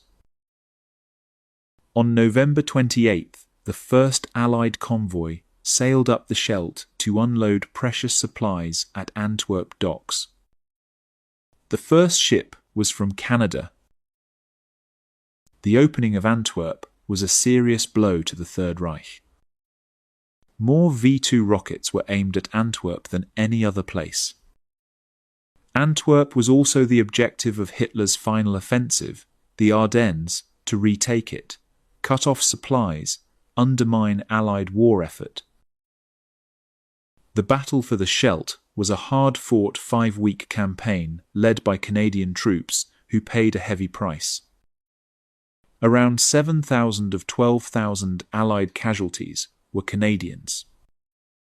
The battle cost Germans 10 to 12,000 men and more than 40,000 prisoners.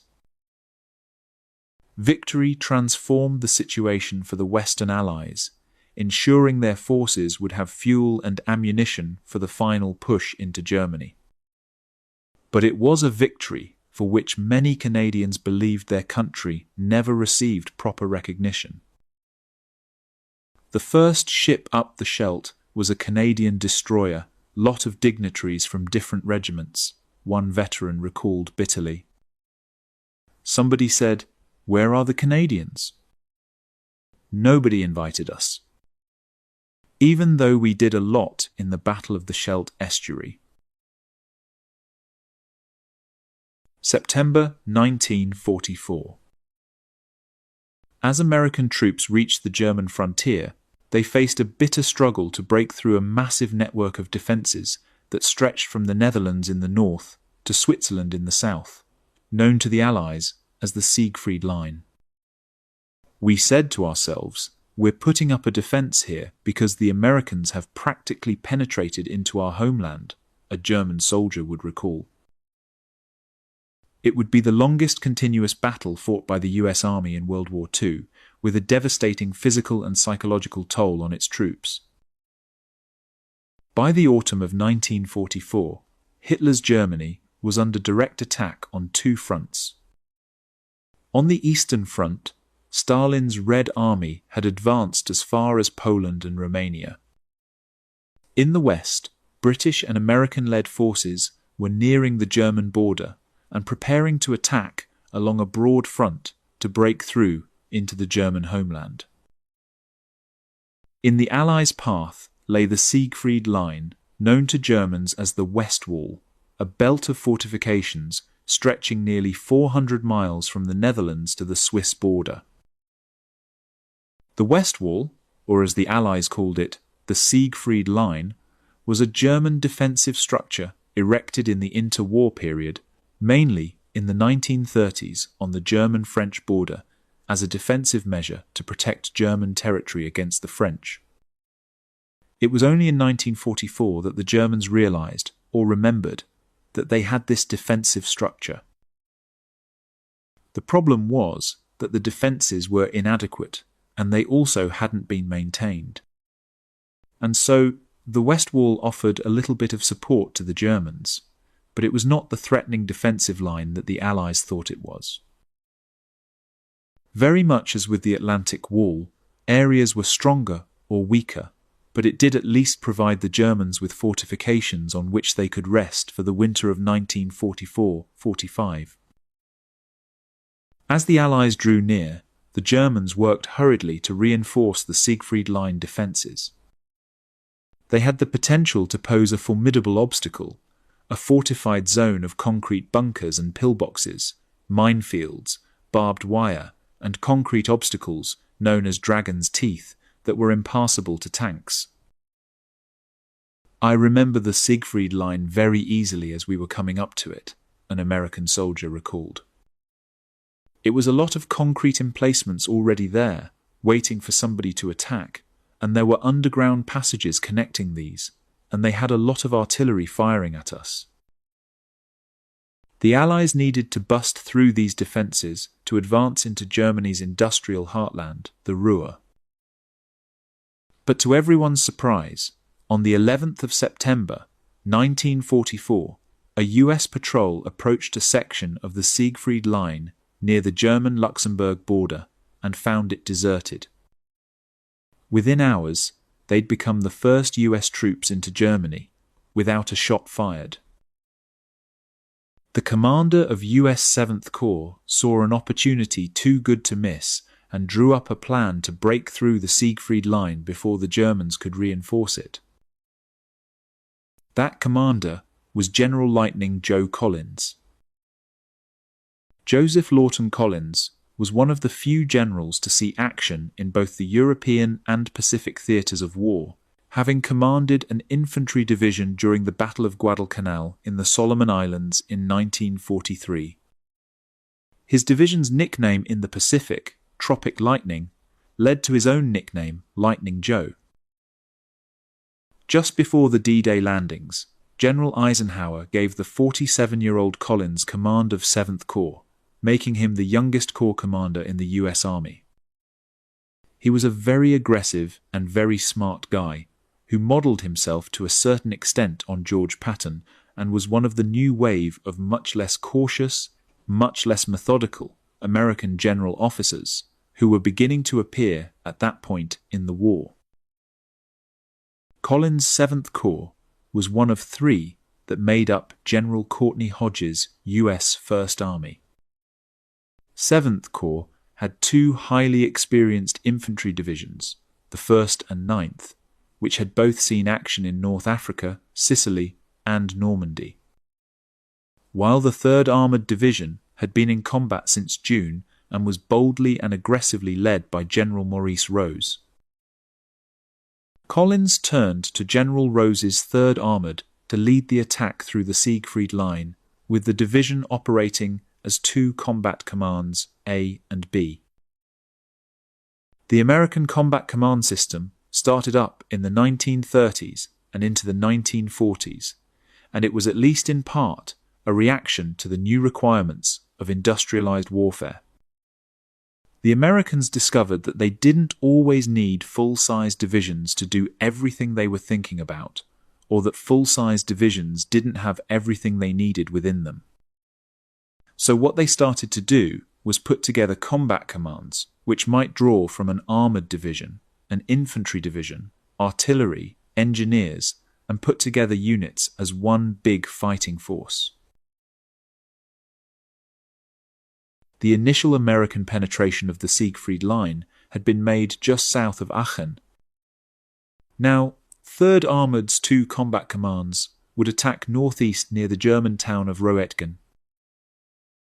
Once the tanks had broken through, they'd continue the advance to Stolberg, while 1st Infantry Division swung left to capture the high ground east of Aachen, and 9th Infantry pushed into the Hürtgen forest to secure 7th Corps' right flank. On the 12th of September, combat commands A and B began their advance against the Siegfried Line. With tanks providing fire support, infantry working their way forward to outflank pillboxes and bunkers, and engineers clearing obstacles, the Americans began fighting their way through the fortified zone.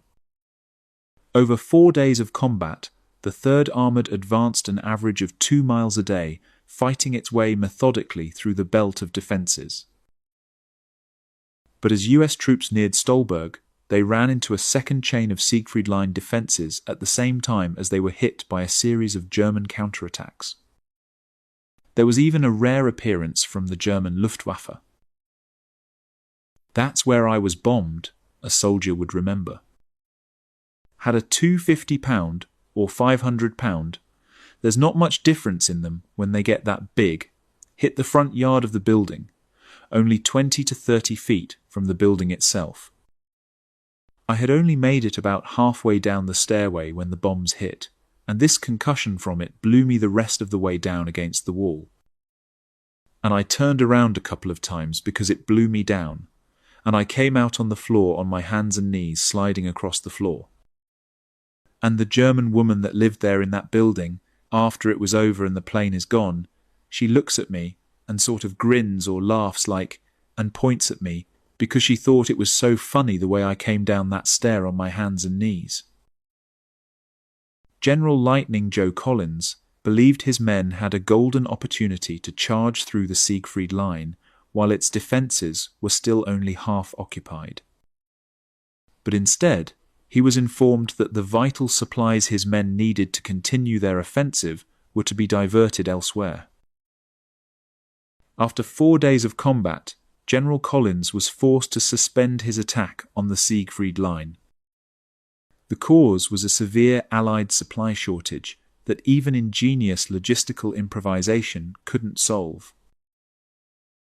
Because they don't have enough rail capacity, the Americans at the end of August establish what's called the Red Ball Express, which is they treat French roads as if they are railway. They make them one way only, and establish a circuit for trucks travelling at their height, apparently one every 15 to 30 seconds, down the road to drop off its load and come back again as rapidly as possible. And that lasts through into October. But ultimately, the Allies just can't sustain the number of men with the fuel, with the equipment, with the ammunition they need to maintain the broad front without slowing down. The Allies only had enough supplies for one major attack at a time, and priority was now switched to British Field Marshal Bernard Montgomery's Operation Market Garden. This was a plan to outflank the Siegfried Line to the north, advancing through the Netherlands, over the Rhine, and into Germany in a single bold operation. The fallout was that Lightning Joe's 7th Corps and other units in the area would no longer get the fuel and ammunition they needed to continue their own attack. The Allies had handed exhausted German forces a crucial breathing space, one their new commander would use to completely overhaul German defences. That new commander was Field Marshal Walter Model, a man so adept at fixing a crisis that he'd been nicknamed the Führer's fireman. Widely regarded as Germany's best defensive general, he was also known for his loyal support for Adolf Hitler and unsympathetic, no-nonsense attitude to those under his command. He did an awful lot in a short space of time, reorganizing units and preparing the defense. And in this, his experience was an ideal background because he had fought so many defensive battles on the Eastern Front. Model's Army Group B was responsible for defending the Belgian and Luxembourg frontier with Germany. The area around Aachen was held by the 81st Corps of General Brandenberger's 7th Army. Many of its divisions had been almost completely destroyed during the fighting in France and remained severely under strength. The Corps' 2 panzer divisions could muster barely 20 tanks between them. But through September, reinforcements continued to arrive, including replacement tanks and new Volksgrenadier divisions. In the autumn of 1944, the Germans built a new type of force, the Volksgrenadier divisions. The problem for the Germans was the manpower shortage of 1944. So the Volksgrenadier divisions had a lower number of infantry battalions. The manpower was quite low. They tried, at least in theory, to overcome that by equipping them with more machines, in particular infantry weapons. What they also tried to achieve was that you would have a very experienced cadre of officers and NCOs, around which you would then form a body of men, maybe recruited from people back from the Reich who hadn't been drafted before, and also in particular from surplus numbers from the Air Force and from the Navy that were not being used anymore. This was the theory. In reality, it didn't really work that way. Totally cobbled together, an American intelligence officer would observe. You could see the different uniforms, right? One of them was wearing an Air Force uniform, others were Marines.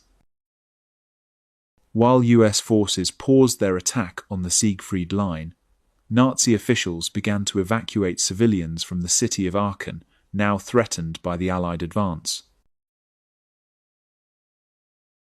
For Germany, Aachen had limited military value but great symbolic importance.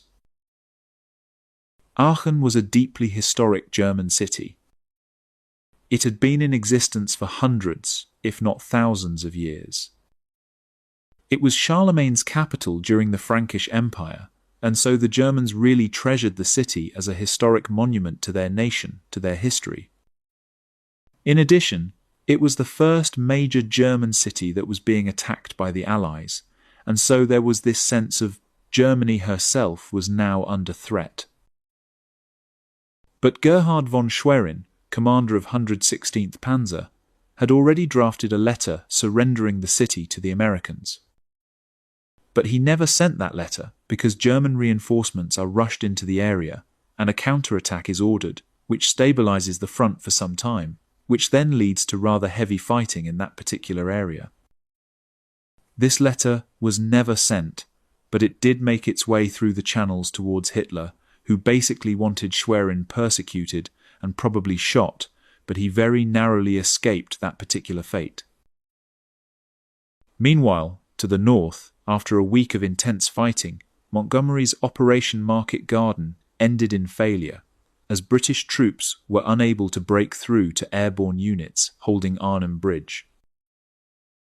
Lightning Joe's 7th Corps would now get the supplies it needed to resume its attack on the Siegfried Line around Aachen.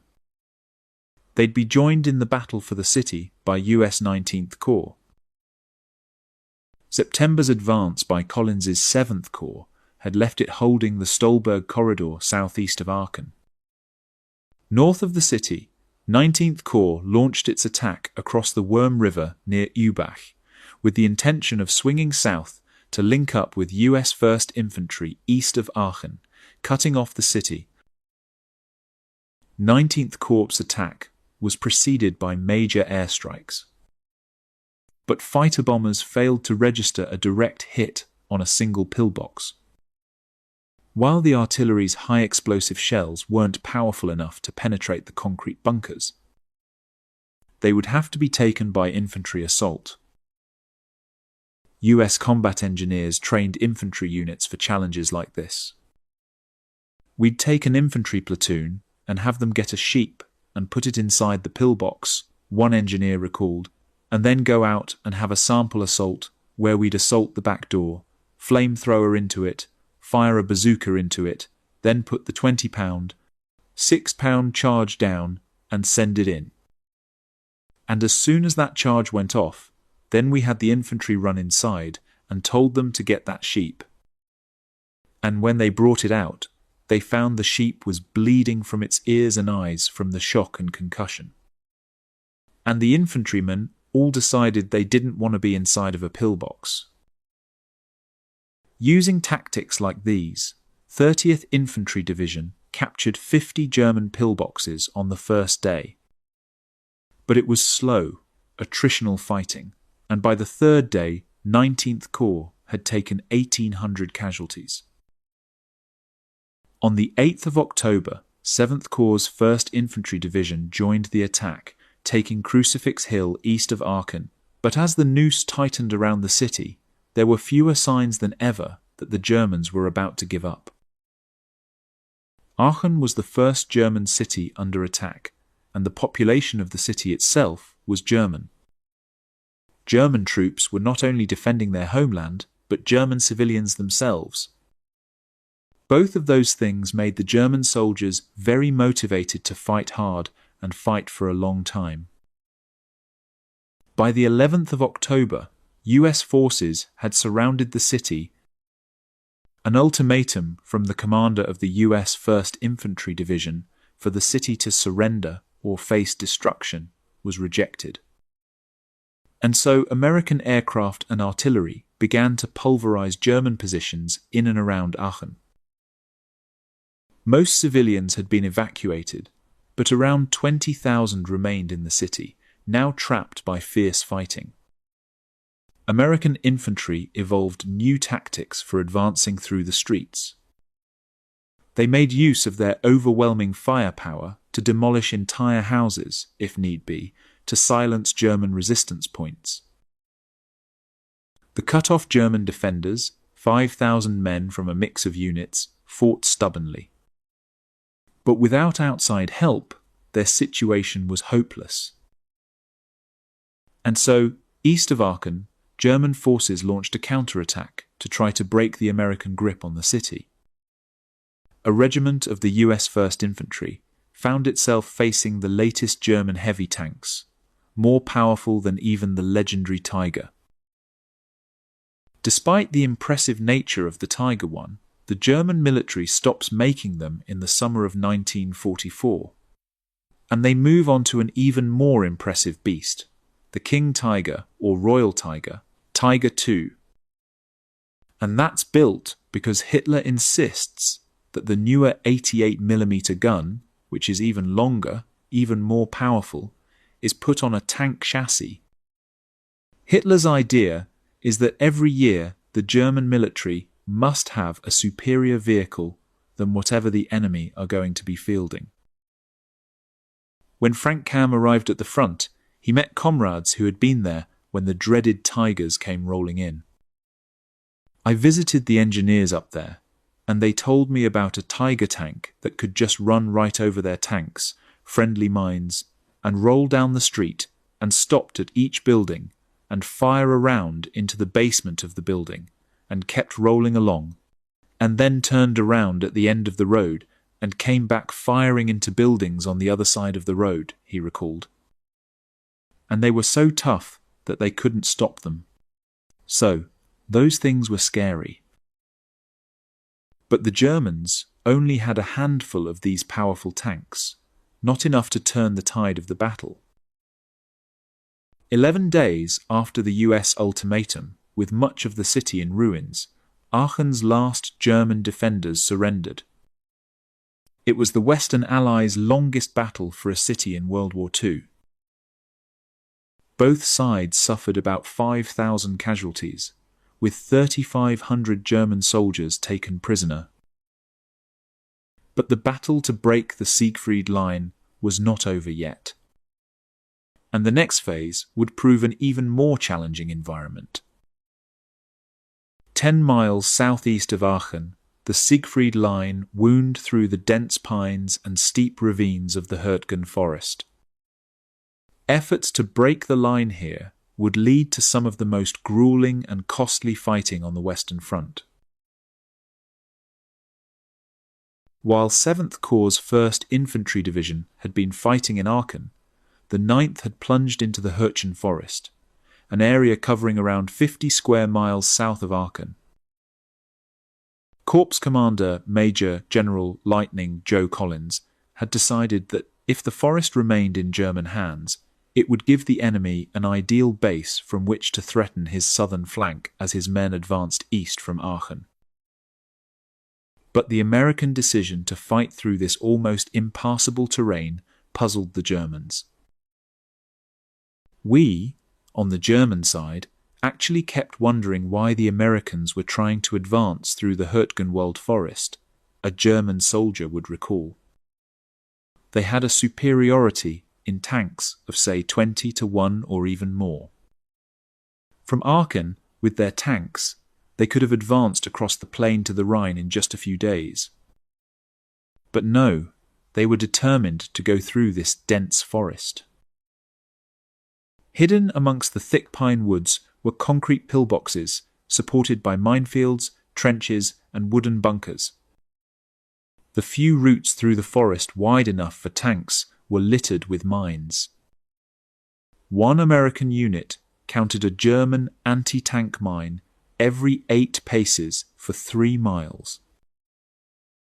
In the face of such formidable defences, it took the 9th Infantry 10 days to advance just 3,000 yards at the cost of 4,500 casualties.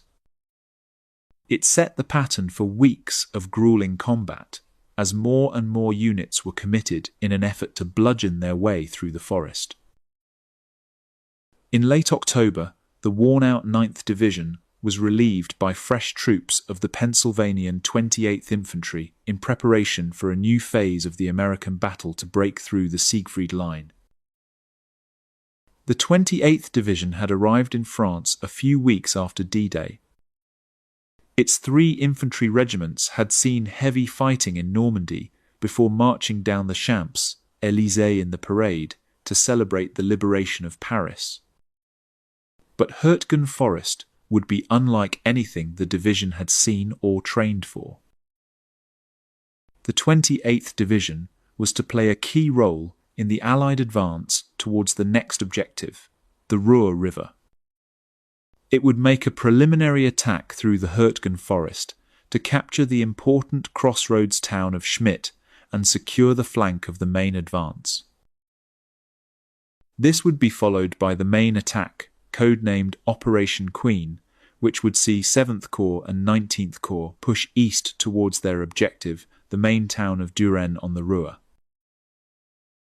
But a US advance through the Hurtgen forest would threaten secret German preparations for a major winter offensive in the Ardennes forest.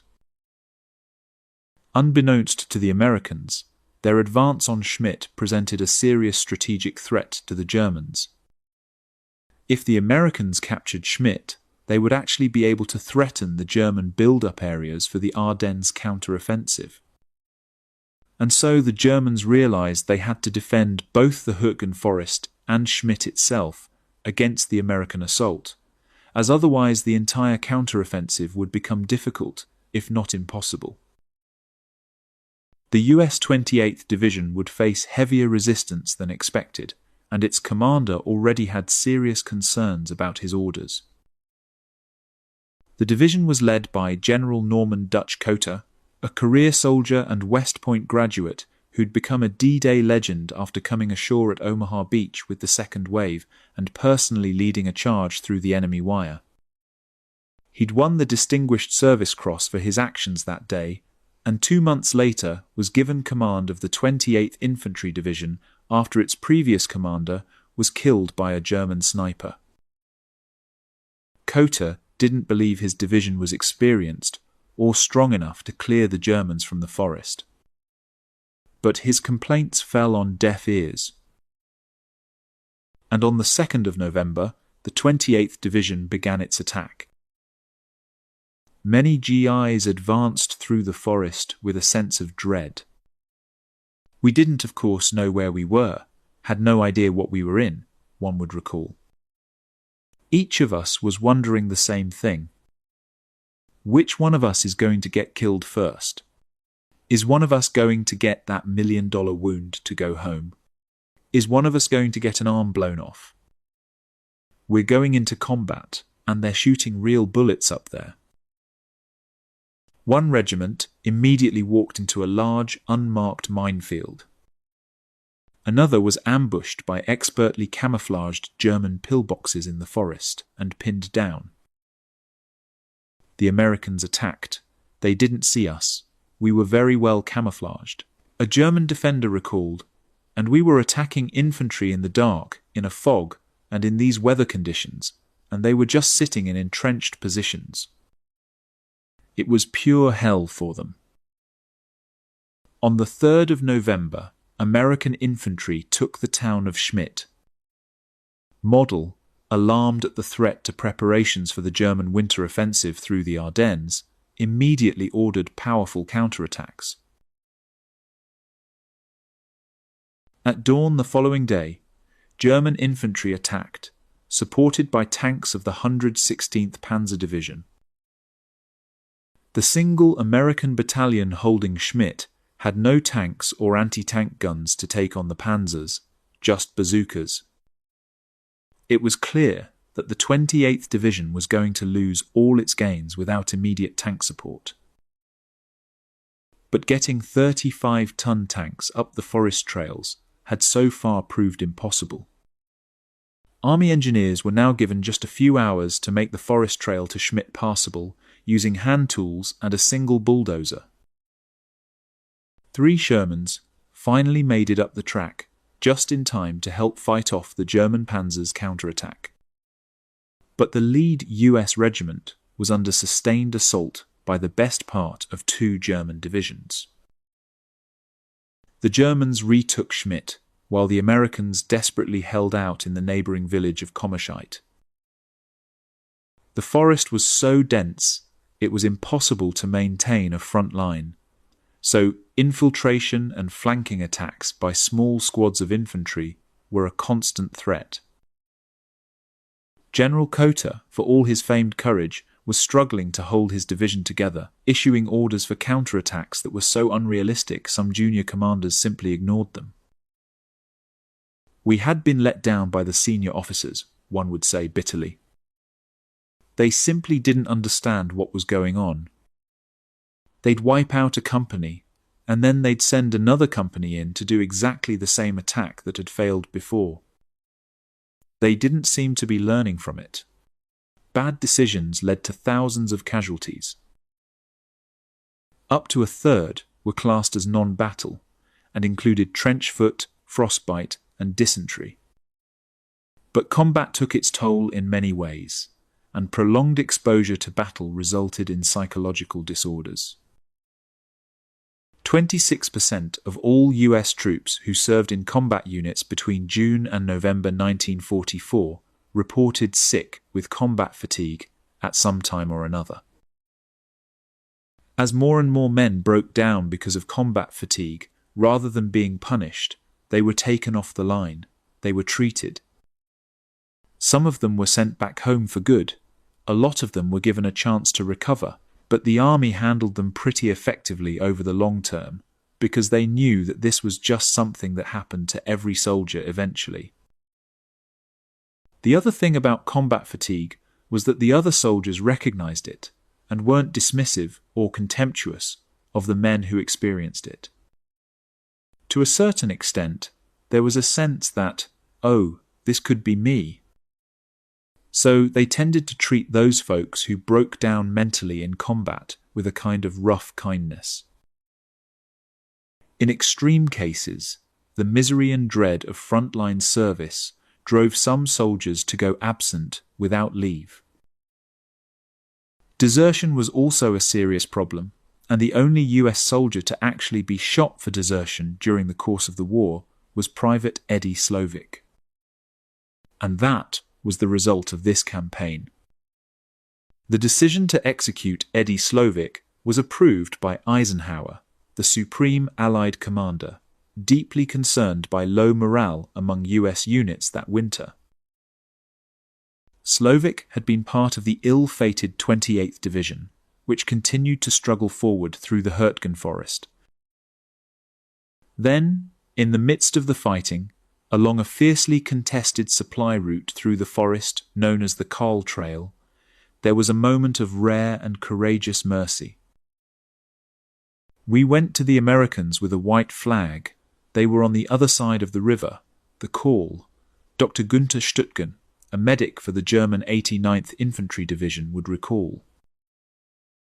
3 times a day for 5 days, both sides paused the fighting and came together to help evacuate wounded soldiers. I had a bunker, and I always had American medical orderlies who helped me take care of American soldiers, and then I had to make it clear to them that they weren't prisoners and that they could go back, Stuttgen remembered. They even devised a way of sharing the water of the Cool River without the fear of being attacked. I went to the responsible officers and proposed that the Germans would wash themselves from 8 to 9 and you from 9 to 10, he said. And we came to an agreement, and it was kept. Looking back at it, it was more like a game. But the respite was short-lived. The American manpower system was one of the great failings of American organization during World War II. The Americans, rather than pulling units off the line when they experienced heavy casualties and rebuilding them, would simply send out individual soldiers as replacements. And this individual ready replacement system, IRR, turned out to not work very well at all. Among other things, it meant that they were sending new soldiers to veteran units who didn't know them, who had no connection to them, who had no chance to train with them ahead of time. So, those units weren't terribly welcoming. But the veterans weren't simply trying to be cruel, they were protecting themselves. So, these new replacements would come out, and they would be incredibly vulnerable the first couple of weeks with the new unit, because they just didn't know what they were doing. They didn't know what the sound of a German machine gun was like compared to the sound of an American. They didn't know how to move through forests quietly. And so not only would they get themselves killed, they'd get the other soldiers killed. One of the results of this, in a kind of horrifying way, is that a lot of the veteran soldiers refused to even learn the name of the replacements until they'd been with the unit long enough that those veteran soldiers had some sense that they would survive. It wasn't worth getting to know the new guy if he was just going to be dead the next day. You know, big boys don't cry and all, and you're not supposed to get so attached, one veteran would recall. And that's the thing, we tried not to do because we get new replacements, get to know them by their first name. 2 days later, they're dead. And we're talking about 70% turnover all the time. If we had an 8-man squad, which is supposed to be 12, we thought that was a big deal. Never, hardly ever remember being full strength. They just killed us all the time.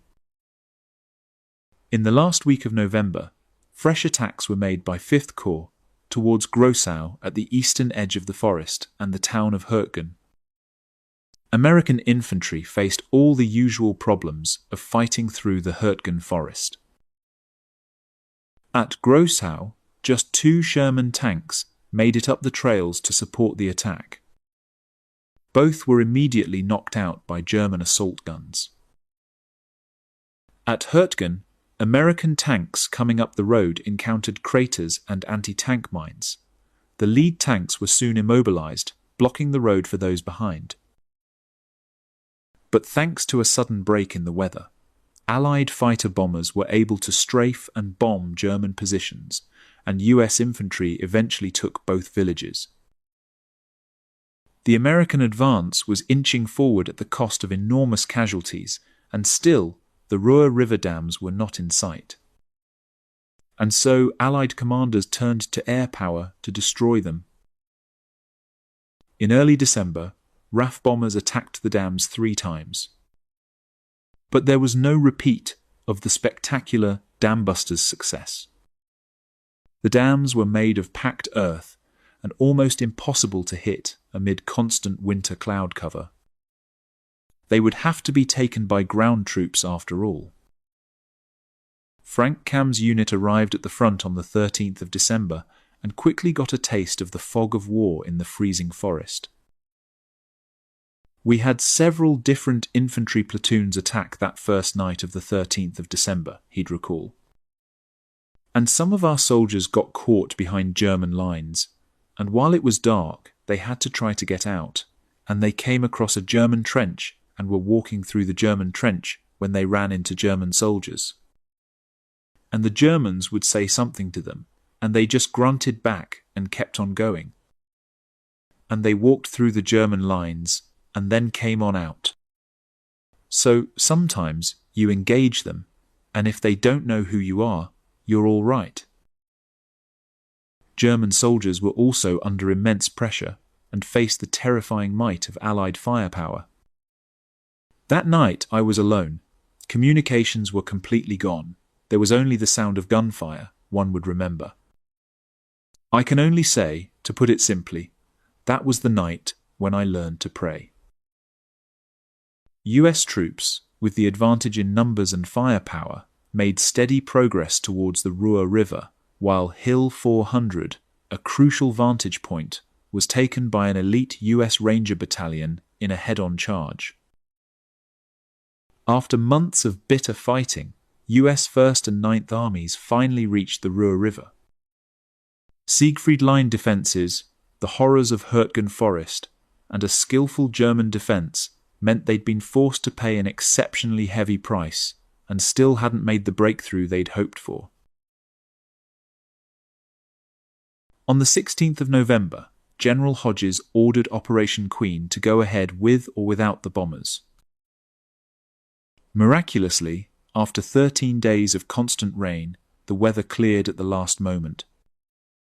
More than 1,500 heavy bombers poured high explosive onto Siegfried Line defences and towns along the Ruhr River Valley. The effects were devastating. The towns that were hit by the bombers were basically obliterated, the communication lines were cut, and the effects on the morale, particularly of the inexperienced soldiers, was quite severe. Having said that, in the combat zone itself, where you had more of the experienced German soldiers, the effects were far less. There are a number of reasons for this. First of all, the bombing wasn't all that accurate in that particular area, and also, a lot of the more experienced soldiers and their morale were not hit that badly. And it's interesting that after the bombing raid, even the Allied commanders said that the bombing had not lived up to their expectation. In the aftermath of the bombing raid, Collins' 7th Corps launched its attack through and north of the Hürtgen Forest. They'd have to fight their way through a series of well-defended villages with the aim of securing new priority objectives, the Ruhr River dams, the significance of which had only just been grasped. During the fighting, the Germans were thinking of blowing the dams of the River Ruhr. The idea behind that was that by blowing the dams, first of all, they would create a water wall which would move towards the Allies and hopefully sweep away some of the troops. But even more importantly, it would create a bit of a swamp area and would widen the River Ruhr to about 1.5 kilometers, which made it very, very difficult for the Allies to cross, so creating a rather severe water obstacle to the advancing Allies. The Americans knew that the Ruhr dams were there, but they had sort of lost focus on them in an attempt to secure their flank by taking Hürtgen Forest. General Hodges of the American Army wasn't the most intelligent, most aggressive commander, and he was having trouble tracking everything that was going on. In the process, the dams sort of got lost in the mess. US commanders finally understood that they could not safely cross the Ruhr River while the dams remained intact in German hands. But the shattered 28th Division would take no part in this attack. Cota's men were finally being pulled out of the line. "I felt, oh my God, we're getting out of this meat grinder," one soldier recalled. And the next day, we got on the trucks, and away we went down the mountains, over the rivers, through the woods. It was like luxury. But for the veteran US 1st Infantry Division, it was the start of their Hürtgen Forest ordeal. On the first day of Operation Queen, they attacked the village of Hammich, where Harley Reynolds and his unit encountered a lethal new German infantry weapon. The Germans had developed a pistol that shot a grenade, and they had developed this pistol, he'd remember. The idea was there all the time, but we'd never run up against them until this night. And they had developed it. It was a flare gun that shoots a flare just like you carry on your boat, for example, if you're out on the water. But instead of a flare, it shot a grenade. You're talking about 20 to 30 yards. But that was one wicked thing. And it was our first time to ever run up against it. And they just slaughtered us. It was 23 people that was left from the company. It took 4 days for the 1st Division to take Hammich at the cost of 1,000 casualties.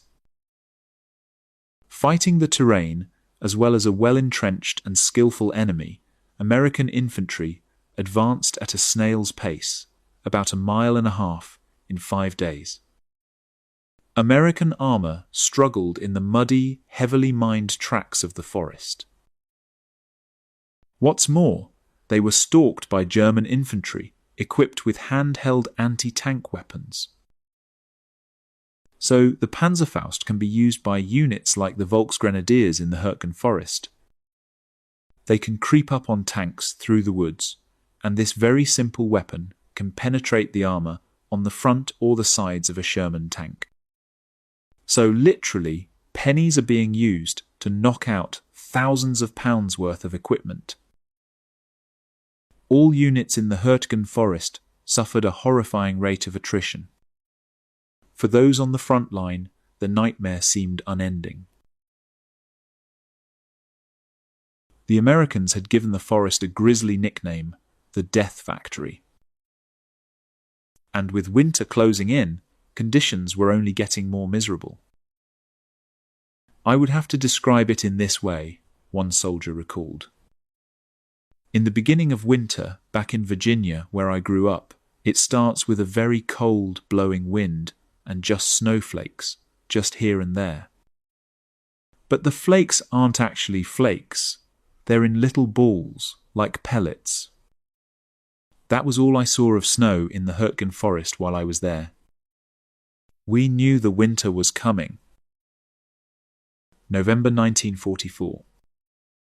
The US 1st and 9th Armies were waging a grim winter offensive along a 15-mile front in an attempt to push through the Siegfried Line to the Ruhr River and then onto the Rhine itself. On the southern flank of the advance, US infantry were pinned down in the Hürtgen forest, unable to make any headway through the wooded maze of ravines, minefields, and bunkers. Because everything was lying on the ground, there was always something snapping, so they couldn't actually move quietly at all, a German soldier observed. They kept making noises. There was always the sound of a breaking branch somewhere. It would be noticed by both sides, and that was where you would open fire. One US regiment lost 200 men in a single day, and all 3 of its battalion commanders. Losses were so bad that some companies got through 3 or 4 commanding officers in a month. Many were well below half their normal strength of 190 men. The need for replacements was more urgent than ever. But when new recruits were sent to frontline units to replace the casualties, they often struggled to fit in amongst the veterans. At that point, the Battle of the Bulge was triggered, which went from December of 1944 into January of 45. They had pulled away all of our artillery support, all of our air support, and we had to dig in at the Ruhr River. It was cold and miserable, and fighting through the elements was a war in itself for us. It was an indecisive end to a deeply flawed Allied campaign. Hürtgen Forest was probably one of the bigger setbacks for the Allies on the Western Front. It was intended to really break through the Siegfried Line in that area, and it didn't do that. And in addition, the Allies took massive casualties, fighting their way through the terrain of the forest itself. And so the final result is that they didn't really achieve what they were aiming for, and they lost almost more than 30,000 casualties doing it. The defense of the Hürtgen Forest can be seen as a German victory because the Germans inflicted higher casualties on the Allies, the Americans, than they sustained themselves. The Germans lose somewhere in the region of about 28,000 casualties, whereas the Americans lose about 33,000 casualties, plus about 9,000 non-combat casualties. So some of the units have 25% casualty rate, which is extremely high for American units.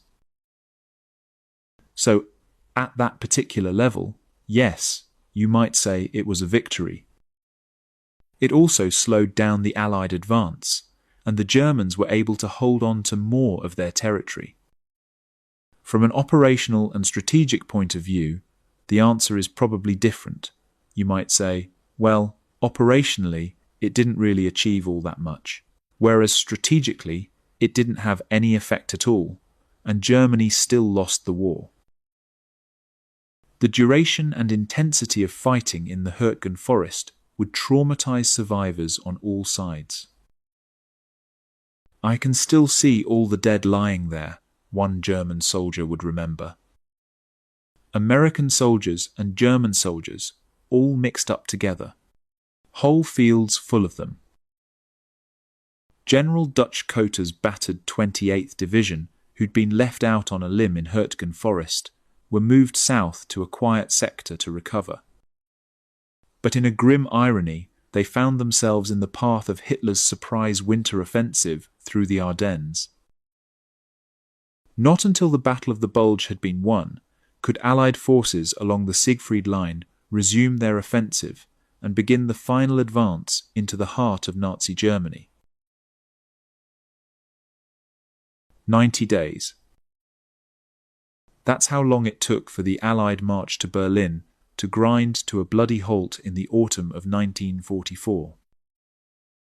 3 simultaneous battles. 3 catastrophic failures. At Arnhem, Montgomery's gamble ended with 17,000 Allied casualties. John Frost's 600 men held the bridge for 4 days against SS Panzers. When Germans demanded surrender, Frost sent back 3 words: tell them to sod off. It wasn't enough. In the Scheldt, Canadian soldiers fought through chest-deep water to open Antwerp. Black Friday saw 150 men lost in a single day. 7,000 Canadian casualties over 5 weeks. When the first convoy reached Antwerp, dignitaries from every Allied nation attended. "Where are the Canadians?" someone asked. Nobody had invited them. And in the Hurtgen Forest, American divisions walked into the death factory. 33,000 casualties in 3 months. 70% turnover in some units. Veterans stopped learning replacement names. Harley Reynolds survived. 23 people left from his company. They just slaughtered us. How did an army on the brink of victory stumble into 3 simultaneous disasters? The answer lies in August. The Allies were winning so fast they couldn't keep up. Every gallon of fuel, every shell came from Normandy beaches 300 miles away. The Red Ball Express ran trucks every 15 to 30 seconds. It still wasn't enough. Victory became vulnerability. Montgomery demanded resources for Market Garden. Eisenhower gave in. Patton was starved of fuel. Collins' Siegfried Line attack was suspended. The Canadian advance delayed. One operation got everything. 3 others got nothing. When Market Garden failed, the delay had consequences. Canadians faced defences with 4 extra weeks to prepare. Americans hit the Siegfried Line after Germans reinforced. Field Marshal Model used every day to rebuild shattered divisions into Kampfgruppen that fought with shocking effectiveness. By December, stalemate. Allied forces reached the Ruhr River at a cost exceeding D-Day itself. The war would not end in 1944. Hitler's Ardennes offensive would cost another 89,000 American casualties before armies could resume their advance. The road to Berlin took 6 more months and hundreds of thousands more lives. 3 battles. 90 days. The lesson that war rarely rewards boldness without logistics, planning without intelligence, or ambition without cost. The autumn of 1944 was supposed to bring victory. Instead, it brought a reckoning. This has been History Radio. Market Garden Disaster and the Death Factory. Military History Stories.